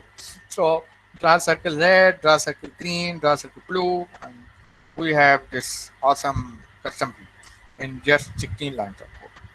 Add more state and all that, you have got a very amazing custom view. And surprisingly, interestingly, everything you see in Compose is actually driven like this. So now, do you want to make a game? Okay, let's start. So first is rank bashing scene. Okay, game scene. First, we will actually figure out that how to draw our, game. Then we will think about that how to actually make animation. So this is our stage, and we have X and Y. Like X is increasing, Y is increasing. Top left is this. You probably would be wondering that. Oh, these are the the usual math. Of course, these are reverse coordinates, and you will get habitual. It's not a problem. So, two things I am focusing on. Number one, device width in pixels. Okay, and number two, Earth. Where is our Earth? So this is our Earth, and this is device width. So device width is good old display matrix, and this is like 500. Uh, we can fix it like on percentage wise to make it more responsive on smaller devices, but I think that 500 pixel is enough because devices these days coming out of course enough resolution. So 500 will Wajahat, hi, can you hear me? yeah. Wajahat, sorry to interrupt, but little bit network connection issue from your end, I think. So maybe you could turn off your video. That way, your entire bandwidth could be used, for the presentation and your audio. Yeah, okay, it's a good idea. Let me load the video. Yeah, is it good? Yeah, I think so. We'll let you know if there is some drop from your end. Please proceed. Okay, so this is our X, sorry, this is our Y, Earth position. So now these are two values. Okay, now we'll move to our next thing, drawing Earth. So you can see that if I draw a simple line, we will not understand that whether this is moving or not. So we will have to create some inconsistency to understand that yes, Earth is scrolling. So I have added that inconsistency with two dashed lines with different kind of offsets. So when Earth is moving, we can see that this is, oh, Earth is scrolling. So this is a Earth view, our Earth first. This is a composable draw scope extension. So this is ground line, the actual black line, and you can see that I have done nothing. Draw line, color, and start is 0 to 0 and Y position. So this is our start, and end is device width and Y position. So this is device width and Y position. Boom. This is simple line, nothing. So I have set a width, and then I have another dash line. This is the second line. So the only difference is that we are using Y position. We are using here Y position plus 20.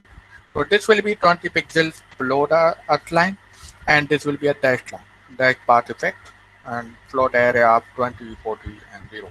So this 20, 40 is that 20 pixel will be one stroke, 40 pixel will be space, and 20 pixel will be stroke, 40 pixel will be space. Oh, this is how text path effect works.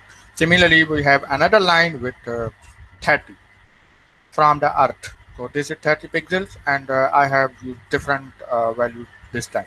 15 for the stroke, and 50 for the space between them.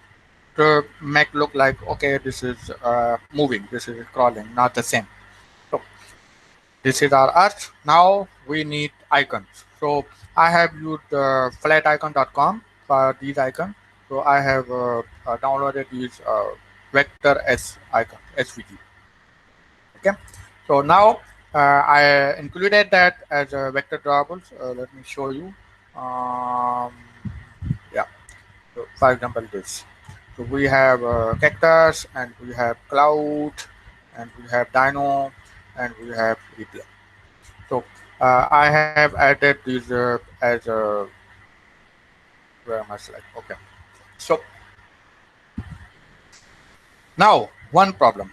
One problem is that you can see that replay icons width and height is 300, while dino 200, cloud is 200, cactus is 200.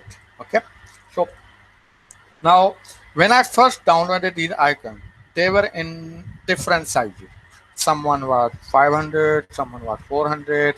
So when I included that in our compose, so compose thought that whatever the vector drawables coordinate system is, it mapped it to the actual pixel coordinate system. So if I see that cactus is 500, then it will be drawn like big one, and cloud will be drawn a huge one.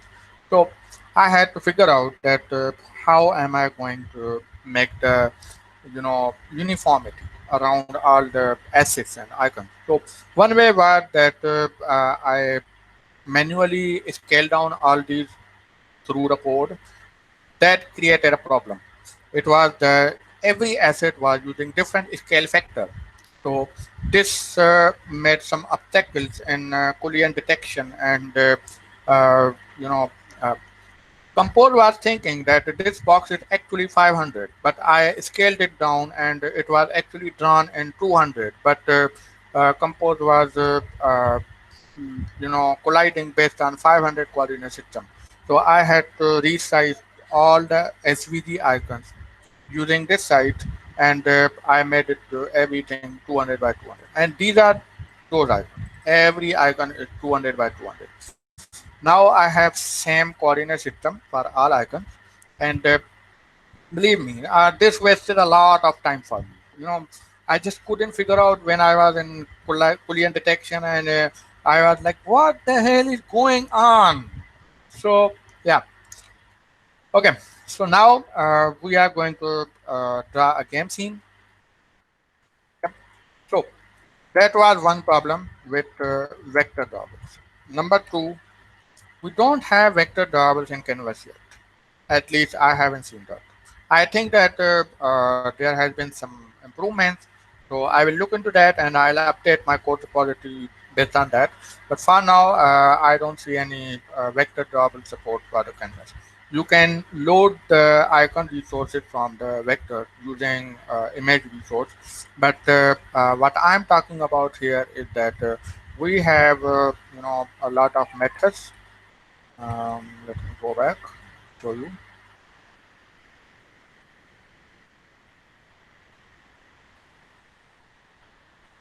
Yeah, we have a draw image method, but we don't have any like draw vector. Okay, we have draw path method. Okay, now this path method is going to help us in drawing our whole game. You know? So let's see.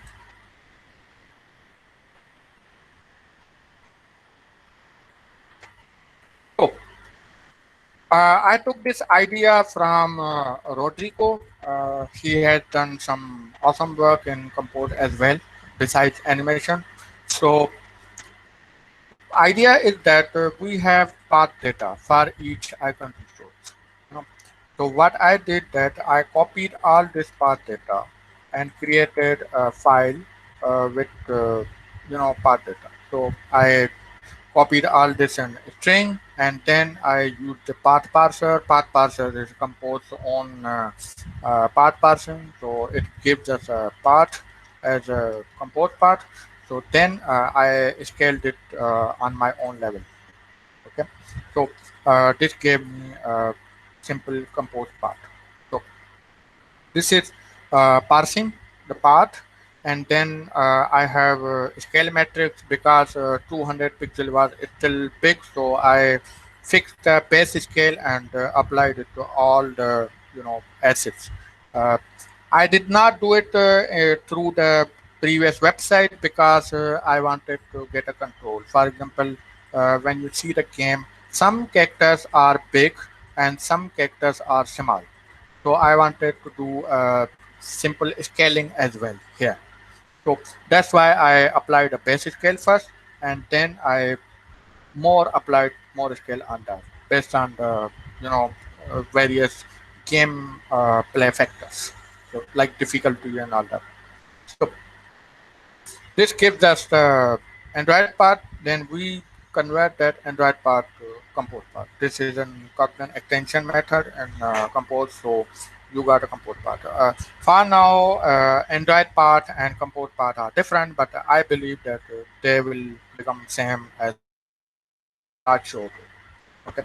So once you have that part, when we use simple draw path method and we provide that path. Okay. So then you can provide. Now, this is not an ideal situation regarding the vector asset because you have to manually scale every vector. But by default, Android resources picks up these width and height when we are using the vector drawables in our application.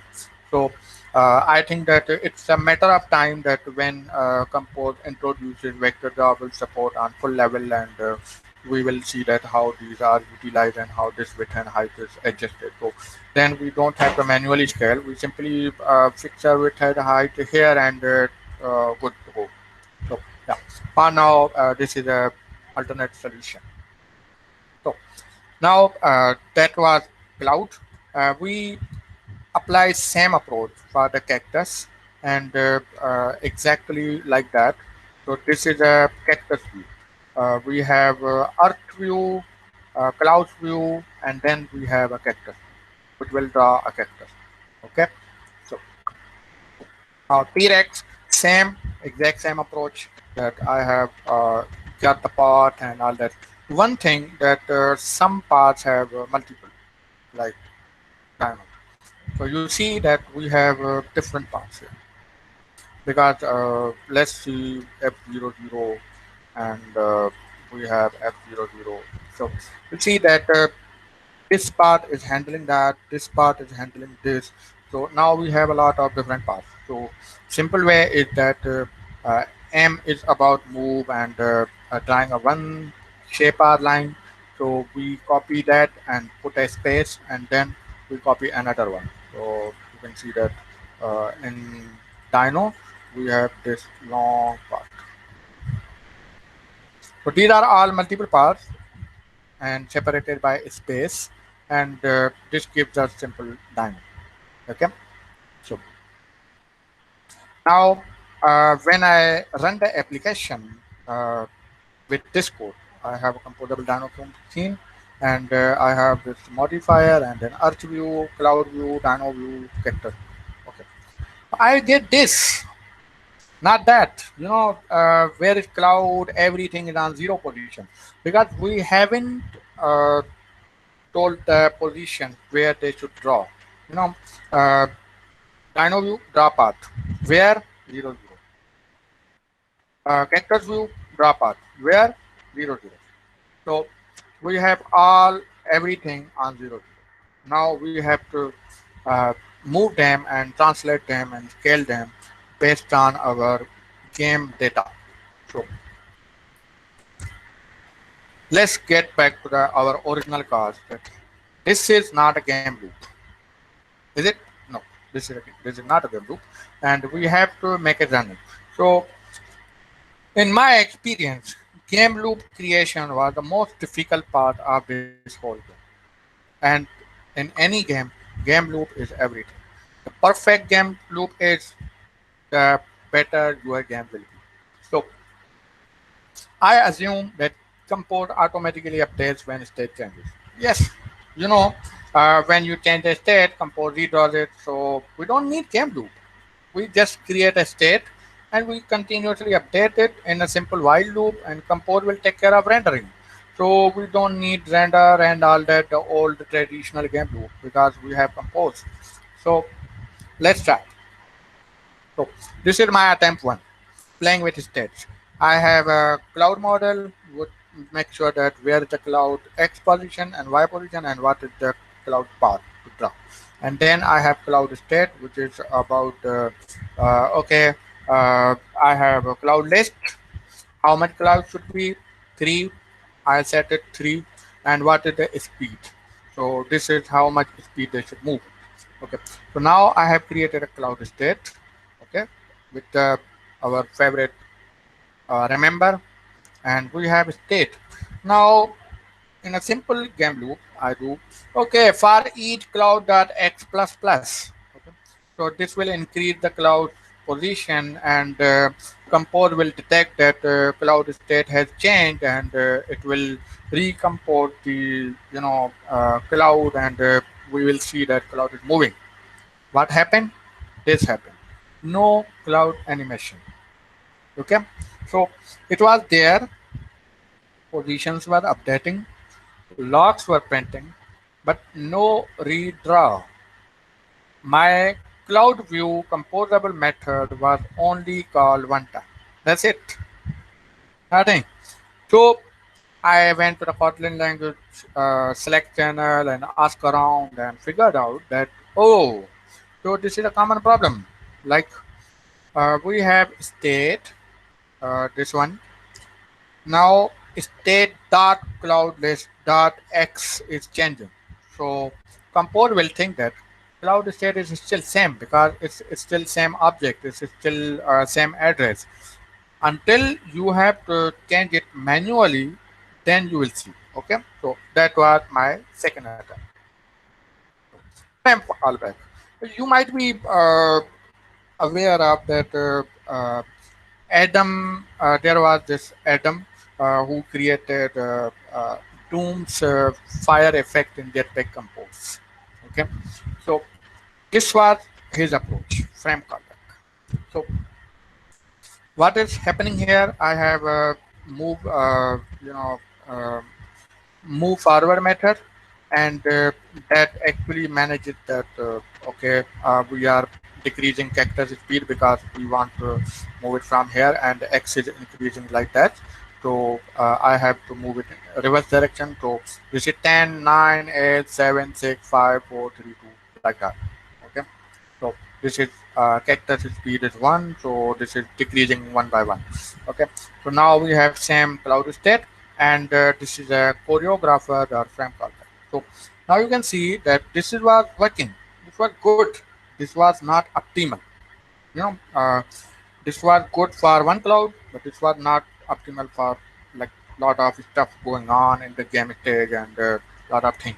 So this made it slow down. So I registered a port frame callback and passed the parameter, and you can see that I'm actually move forward is returning an other cloud state variable, and I'm replacing cloud state dot value equal to move forward. So this is changing the reference to the cloud state, and that's why this is not a good idea to do it in Compose. So every time a new object is being created and that is being referenced, and then composing, oh, object is changed, let's redraw. So it's recompose. So it's all working, but it was not good. Okay. So this is my third attempt. The our code feature for the Kotlin coroutines. So we have actually composed scope in our Jetpack Compose. So that is a launching composition. So this idea was taken from George Castillo, and this is also the same idea which Alex Lockwood is using for all these awesome animations I showed earlier in the slide. So idea is that there is a state, milli state, and this is a simple long. So this will tell us that how much time a game loop has run. Like when the game starts, this is 0, and it will keep increasing, increasing, increasing. This is a timer. Okay. So while true, with frame milliseconds, whatever time it took for Compose to redraw that particular frame, we are adding that, and boom, we have a dynamically changing variable, which is continuously frame by frame changing, and then we return that. Okay. So now this is a state, and this is continuously changing. So if we use this state in any composable method, that composable method will be redrawn on every frame, regardless of whether that composable method own state has changed or not. It doesn't matter. But if you does not do anything, this will be continuously redrawn, redrawn, redrawn, redrawn, redrawn. So this was the idea behind the game loop in Compose. So now let's use it. We have time state, animation time milliseconds, and we do everything about the game data. We saw a function update game data in game loop. So this is that function. We do everything like cloud are moving, dinosaur is jumping, cactus is moving, earth is moving.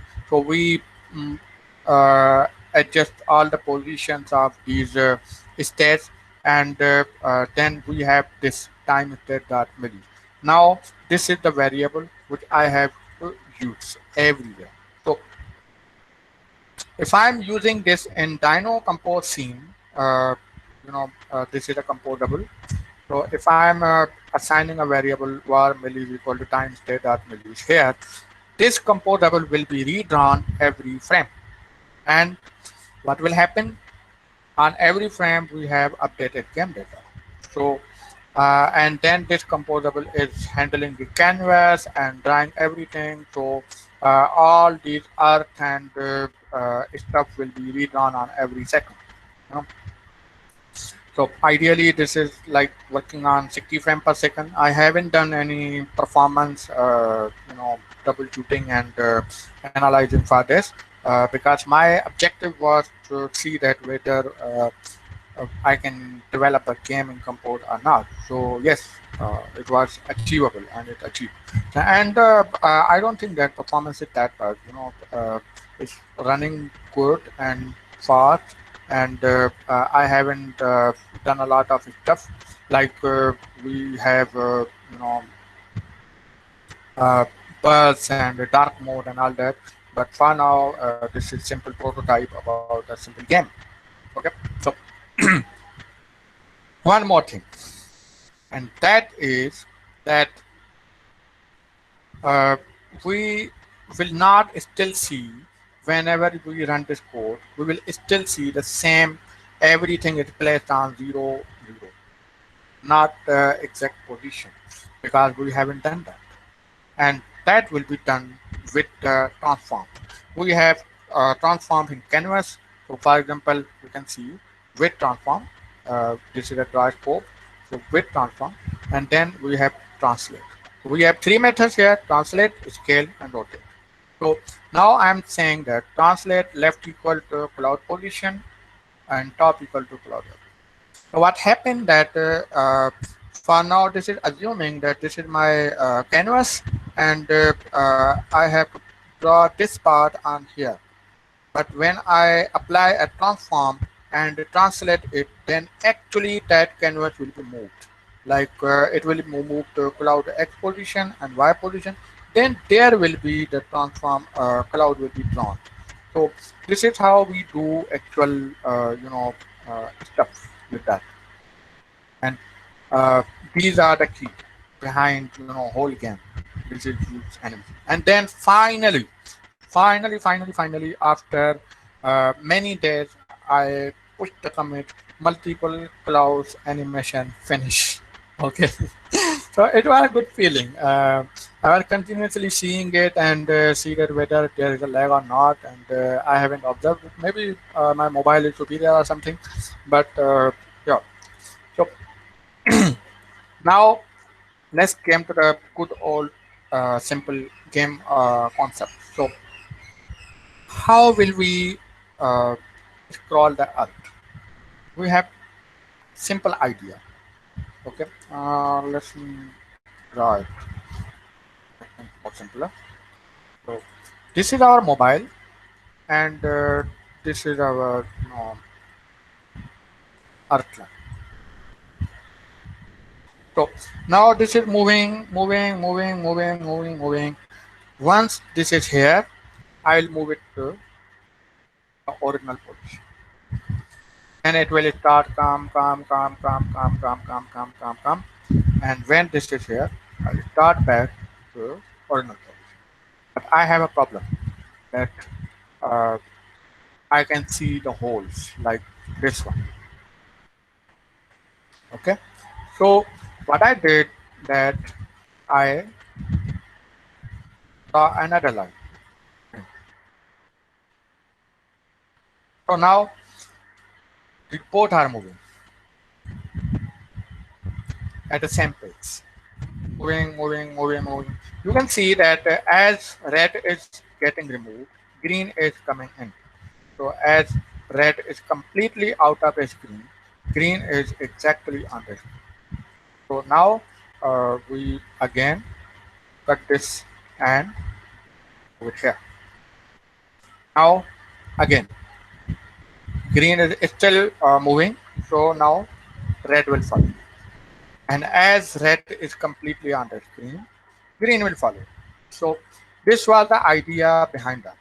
So I created two blocks, and uh, these are this is the end position. Okay, for the last block, whichever it is, red or green, and each block is continuously getting the speed, like reducing X position, and when first block is reached at the end, I'm setting its X position to the end position, like here, now this here, and this is following, and boom, you got a simple Earth movement. And the same approach was applied for clouds and cactus generation. Okay, so every cloud was moving with a speed, and as soon as it was minus 100, so I said, okay, this is minus 100 from the screen. Whenever cactus is here, just remove it and create a new one here based on any random position. So what I did that I set a custom minimal distance between this, and every cloud will not overlap and all that, and and every cactus have at least some sort of distance where dinosaur can jump, because it will not, then it's an impossible game to play and it's not fair to the player. So I set these rules and calculated position. This code is all about random position, so you can get an overlap and all that. So uh, I have put the repository public, so you can see that how I made those calculations. So now let's jump. First, we have to figure out that how are we going to detect the tap. Okay, so this was our original canvas. What I did that I put this into column, and I set a unclickable for that, and I set indication null. Indication was that when indication is not null, this will see a ripple effect. So every time user jumps, it's ripple effect is created, and it's annoying, very annoying, it's not playable. So I removed that indication, and then in onClick, I said that if game is now over, jump. So we'll look into that how jump is created. So for jump, we have to create gravity. So one idea, simple idea will be manually increasing Y position, and at some point stop there and manually decreasing Y position. But this is not a good approach. If you create a gravity, then it will make a real touch in your game. So this is how I made a gravity. Dinosaur does not move in the whole screen. Dinosaur on the same position all the time. It looks like it's moving because Earth is moving. Theory of relativity, right? So our dinosaur is still on the 100 by like 200 position from the top. So yeah, it's not moving. I have created a move method for this, which will take care of position. This move method is only handling Y position. It does not mess with X position in any way. So X position is always same. This is like 100 from left side. So this is here. So now I have two things: velocity and gravity. Okay. So when dinosaur is on Earth, gravity is zero, velocity is zero. So nothing is being added. Like y position is getting zero and velocity is getting zero. So dinosaur are on the same line and running. Okay, but uh, what happens when we press a jump? We actually add a negative force. Sorry of Newton. Okay, so what we do is that we add a negative velocity minus 40. So y position minus 40. So this will start getting up minus 40. And at the same time we are increasing gravity, so gravity is 3. So every time minus 40 is added, this will start decreasing velocity by 3. So user is on up, then gravity is pulling plus 3 plus 3 plus 3 plus 3 plus 3, and boom, it's on earth. So if on earth, gravity is 0, velocity is 0. So this is how it's simple mathematics. If you just pull out a paper and draw the game on it and make a coordinate system like we did x and y, and you will figure it out that this is all about some algebra and calculation, nothing fancy. Because we are in 2D game, so we have to deal with vectors. If we are in 3D game, we will have to deal with uh, coordinates and 3D coordinates, and matrices mostly, because there are matrices used, and those get a lot of complicated understanding what's going on. So this was jumping. Now you can see that our dinosaur is actually running. We have keyframes. Okay, so how are we going to pull that in Compose? So I let me show you that I have two keyframes. This is 1 and this is 2. Okay, so you might not see much difference, but let me show you actual difference. Split vertically, design, design. So yeah, we see the difference. So this had big leg and small leg. This has small leg, big leg. So that is the difference. I did not pull out much. The original tile sheet is like this. So it had 4 keyframes, but I wanted to play around with keyframes, and I couldn't find much vector assets. So I made this manually myself, like increasing values and decreasing values in this. So vector paths. So these were 2 steps, simple. And now what I did that instead of the good old path, I created a path list. Okay, so it has 2 paths. Like you can see, I have 2 vector resources, so I have 2 paths. That's it.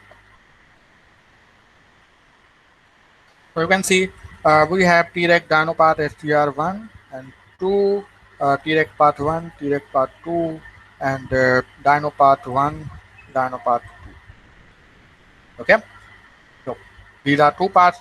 Now I'm dealing with path list, and path variable is still same. It will return whichever the keyframe is. If keyframe is 0, we are returning 0 path. If it's 1, we are returning 1 path. I put a condition because I was actually doing this with 4, because every 4 frame there will be path. Otherwise, animation was so fast that I couldn't see it.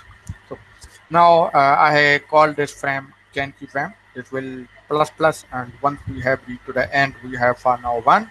So it will restart. So this made it, and then in the compose scene, we got our movement. So now let me show you one thing. that I created actually a bound. See, so every draw will have a rectangle, two rectangles actually. So this helped me in debugging that where the part is being drawn and how much rectangle bound is got. This was for the Boolean detection. So this is a function which I wrote, draw scope dot draw bounding box, color and rectangle. So I created two rectangles. You can see below here that in cactus I have one outer rectangle and then one inner rectangle. In cactus I have an dinosaur as well, outer and inner. So idea is that this is a very common practice in games, like whenever you are using uh, games, we actually do not make Boolean detection on here. We make sure that the user has collided, and so we make Boolean on the inner box so that the game is a little easy and playable. So this was for the verifying that what is the shape of the part, and this was actually for the Boolean detection. So we have a method deflate, uh, which we give it a factor, like I gave it 30 pixels, so it will draw a smaller radius. So this is a simple extension method which I wrote to see that whether I can draw a bounce or not. And I added show bounce dot value on a switch. So whenever I toggle it, I can see that what is happening. Okay, so this helped me a lot. This is very awesome. Usually game engines like Unity and Unreal, they have already built in, so you can see that what kind of bounding box the chip has got. So I call this line in our original methods like cactus view, dinosaur view. So I valued that this is green, this is red, and I gave them part. So every part has a method get bound. So it will give you a rectangle with top, left, and right and bottom position. So this will draw a rectangle from that. So now I will have to do calculating overlap. So this is our original game loop as I shared. So game loop is increasing data of the game, like X is increasing for the clouds and all that. And then I have added a Boolean check. Like dino state dot get bound dot deflate for the inner rectangle dot overlap clouds. Sorry, now I'm checking the Boolean with the whole list. So uh, any cloud, so any character, so I'm also using the deflect factor as well. If this is true, then we have got game over.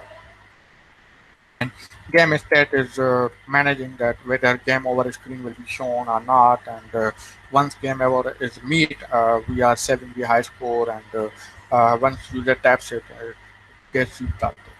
So scoring, it's easy. We have original this loop, canvas, and on click for the jumping and all that. So we simply added composable. I have not added this in canvas because this is not needed in canvas. This is a simple text and all composable batch. So this is a simple method, spacer with row, text high, spacer, score, and all that. If you have created some UI and compose. So this is pretty standard. And similarly, we have game over that is called after the canvas drawing to see that whether if really game is over or not. So if it's game over, then we draw this, and we have text equal to if game over this, or icon. We see that icon if we see if game is over. So summary. We actually figured out a lot of things. Canvas.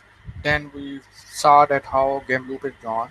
Then we saw vector parts and how what their problems are and what their issues are. Then we saw that how state handling is managed for the especially game loop kind of ideas. And we saw that how bounding box help us in debugging and Boolean detection. So One more thing I would like to show you before. I think that this will make a lot of things easier for you. So this is the composable Dino game scene, and this is being used in here, like manic. Okay, Dino game scene. So this is responsible for creating whole dinosaur game. Okay, so what's happening here is that we have these states. I have used simple method. Remember, we can do dependency injection and any kind of stuff you want to do for the states, and this is our game. Okay, this is our game loop, but this does not handle rendering.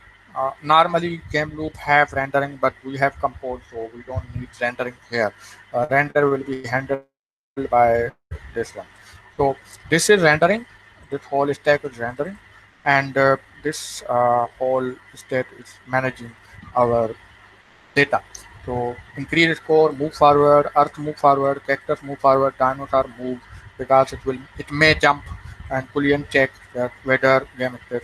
And then these all variables, these all state variables which are updated in this on each frame, they are forwarded to here. Uh, for example, this. So every view have a different composable. So high score uses game state, game over uses game state. Then in cactus, in canvas, we have earth view, cloud view, dino view, cactus view, and these are drawn every time. So this is a simple structure of a game. If you want to make like snake game or anything, this is the way to go. So I have open source the repository on this link, so you can see it and you can get that whatever the whole code is available. And thank you for listening to me. And please follow me on Twitter and check my website. And I also run a newsletter, so please subscribe. Thank you.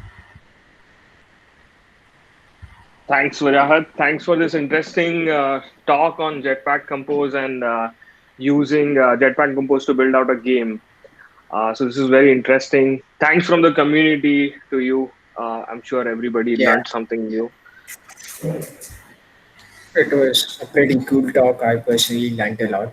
And for the attendees, I have also pasted the GitHub link which Wajah just shared in the chat, so it can become easier for you. So Thank you you. can go over to this GitHub link. Awesome. So if anybody has any questions, feel free to drop them in the chat section or unmute yourselves and ask Wajahat himself.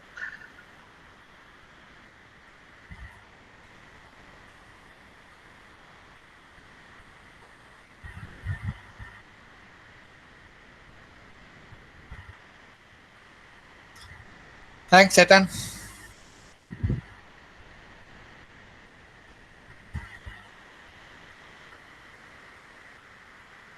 Okay, Dharamveer Gupta. Um, Sir, actually, Jetpack Compose is very useful because it reduces a lot of usual code we deal with, normal XML layouts, and apparently, I believe that at some point XML may not be, useful for Android development, and Jetpack Compose will be the standard method to create a UI. For now, it's in alpha, but you can see the potential even in alpha. You can only imagine that what can we do when this gets hit stable. Like I believe that this will get stable in next year. But team is rapidly working on it, and every week we have different release.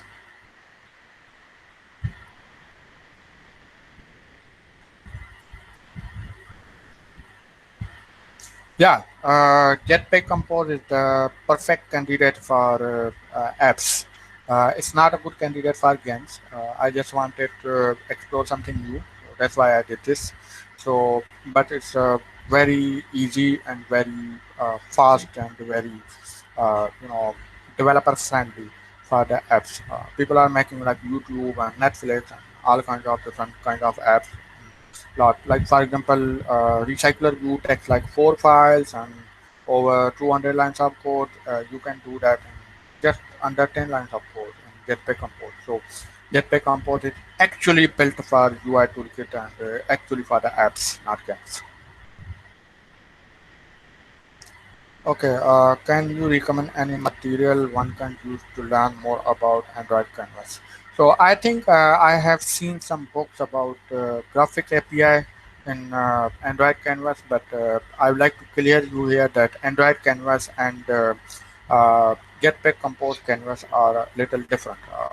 In a way that Jetpack Compose Canvas is a subset of Android Canvas. So yeah, so it has a few limitations compared to the Android Canvas, so you may not be able to utilize the same knowledge there. But uh, regarding canvassing, you don't need any Android Canvas. You can learn on HTML Canvas or Unity Canvas or Flash Canvas or anything. Uh, Concepts are same, and only you will see the differences between function names and function support. So I have learned all this stuff from the Adobe Flex because I have used Flex like for 12 years since I was 14 years old. So uh, this is why I know about these stuff. And every time I get to see something interesting, I try to create games in it. Like in C++, I use the same canvassing concept to create Snake game, chess game, and all that. So yeah, so the concepts are similar. You can read any kind of book and you will get it. How is the animation support in Compose? I have what I have explained here was about Canvas. So in Canvas, we had to manually draw everything ourselves. So we had to manually animate everything ourselves. But Canvas comes with built-in animation support about transitions and transition definitions. It makes things easier, share transitions and moving from one step to other stuff and all that. So it's a lot easier than canvassing and manually drawing. I have a talk upcoming in DroidCon about only this, like animations in Jetpack Compose.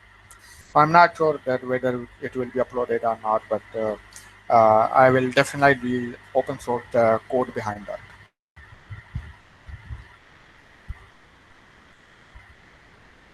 So cool info. Thank you. Awesome presentation. Thank you, Sumit. What is the performance difference between composable and drawing custom? I haven't done much benchmarking for Compose. I will do that for this game and see that how this is different. But what I have observed is that composables are fast as compared to Vue because Vue is based on the you know inheritance and it gets complicated and Compose is not about inheritance; it's more about composition. So it gets its own benefits in the terms of code. So I think that composables are more faster than custom fields. Will motion layout and constraint layout would be still exist? No compose would be the UI first. I think yes. I have also saw somewhere, whether on Slack or Twitter, that they are actually adding the compose support for all the existing features we use, like Jetpack navigation, motion layout, and compose already comes with constraint support. So you can actually make the constraints in Jetpack Compose with using the declarative UI framework. I'm not sure about motion layout, but I think that transition definitions are somewhat similar to what motion layout is doing. Also, we have a new animation inspector in Jetpack Compose and Android Studio 4.2 Canary. So yeah, this is moving to the same direction as Jetpack Compose is. Motion layout is good. So looking forward for your talk. Thank you, Ketan. Uh, Shreyas Patel. Jetpack Compose will support Kotlin multi-platform. I have seen it that some people have already created the multi-platform applications and which are using Compose for the Android and the Swift UI for the uh, iOS. So I haven't played around with it, but I have seen that it's happening and it will happen as well. So yeah, Pratik, thank you, thank you. Can we use Compose to build the Mac web apps? Um, Compose is deployed on Mac and Linux. Two people have done it. Maybe someone will do for the you know Windows as well. But what I see is that if we are using uh, com- Kotlin multi-platform for Compose, then web will be handled by Kotlin JS. Maybe someone try to redraw everything of the Compose on web canvas, but I haven't seen it. Maybe there is something. But I have seen that people have deployed whole Compose on Mac and Linux.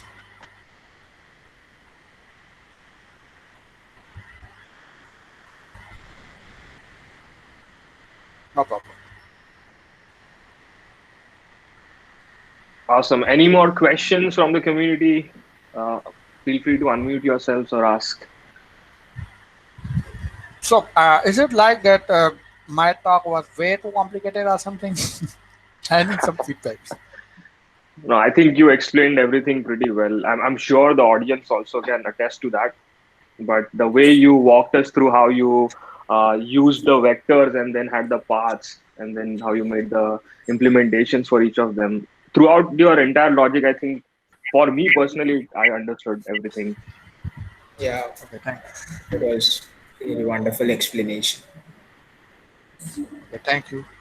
I'd love to know more feedback from the audience too. Okay, yes, explanation was okay. Yeah, I have this same talk on two more events, so I was just hoping that this would be like trial for improvements or something.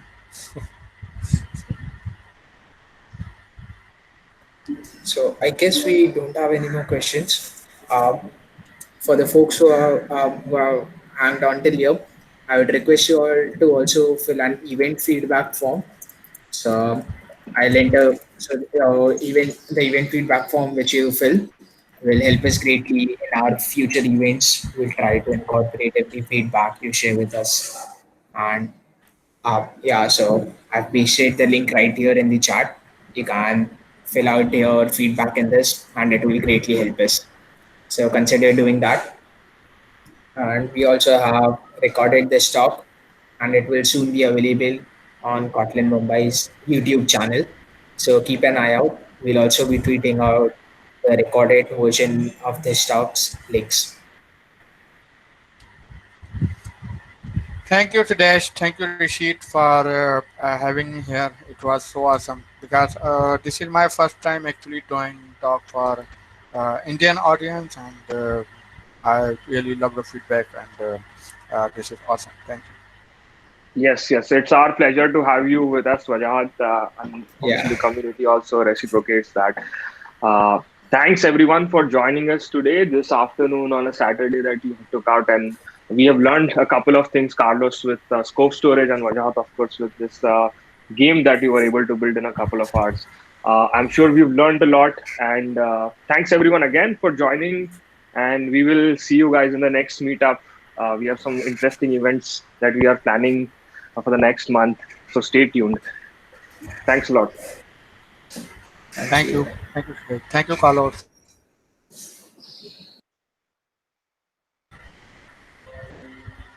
Thank you.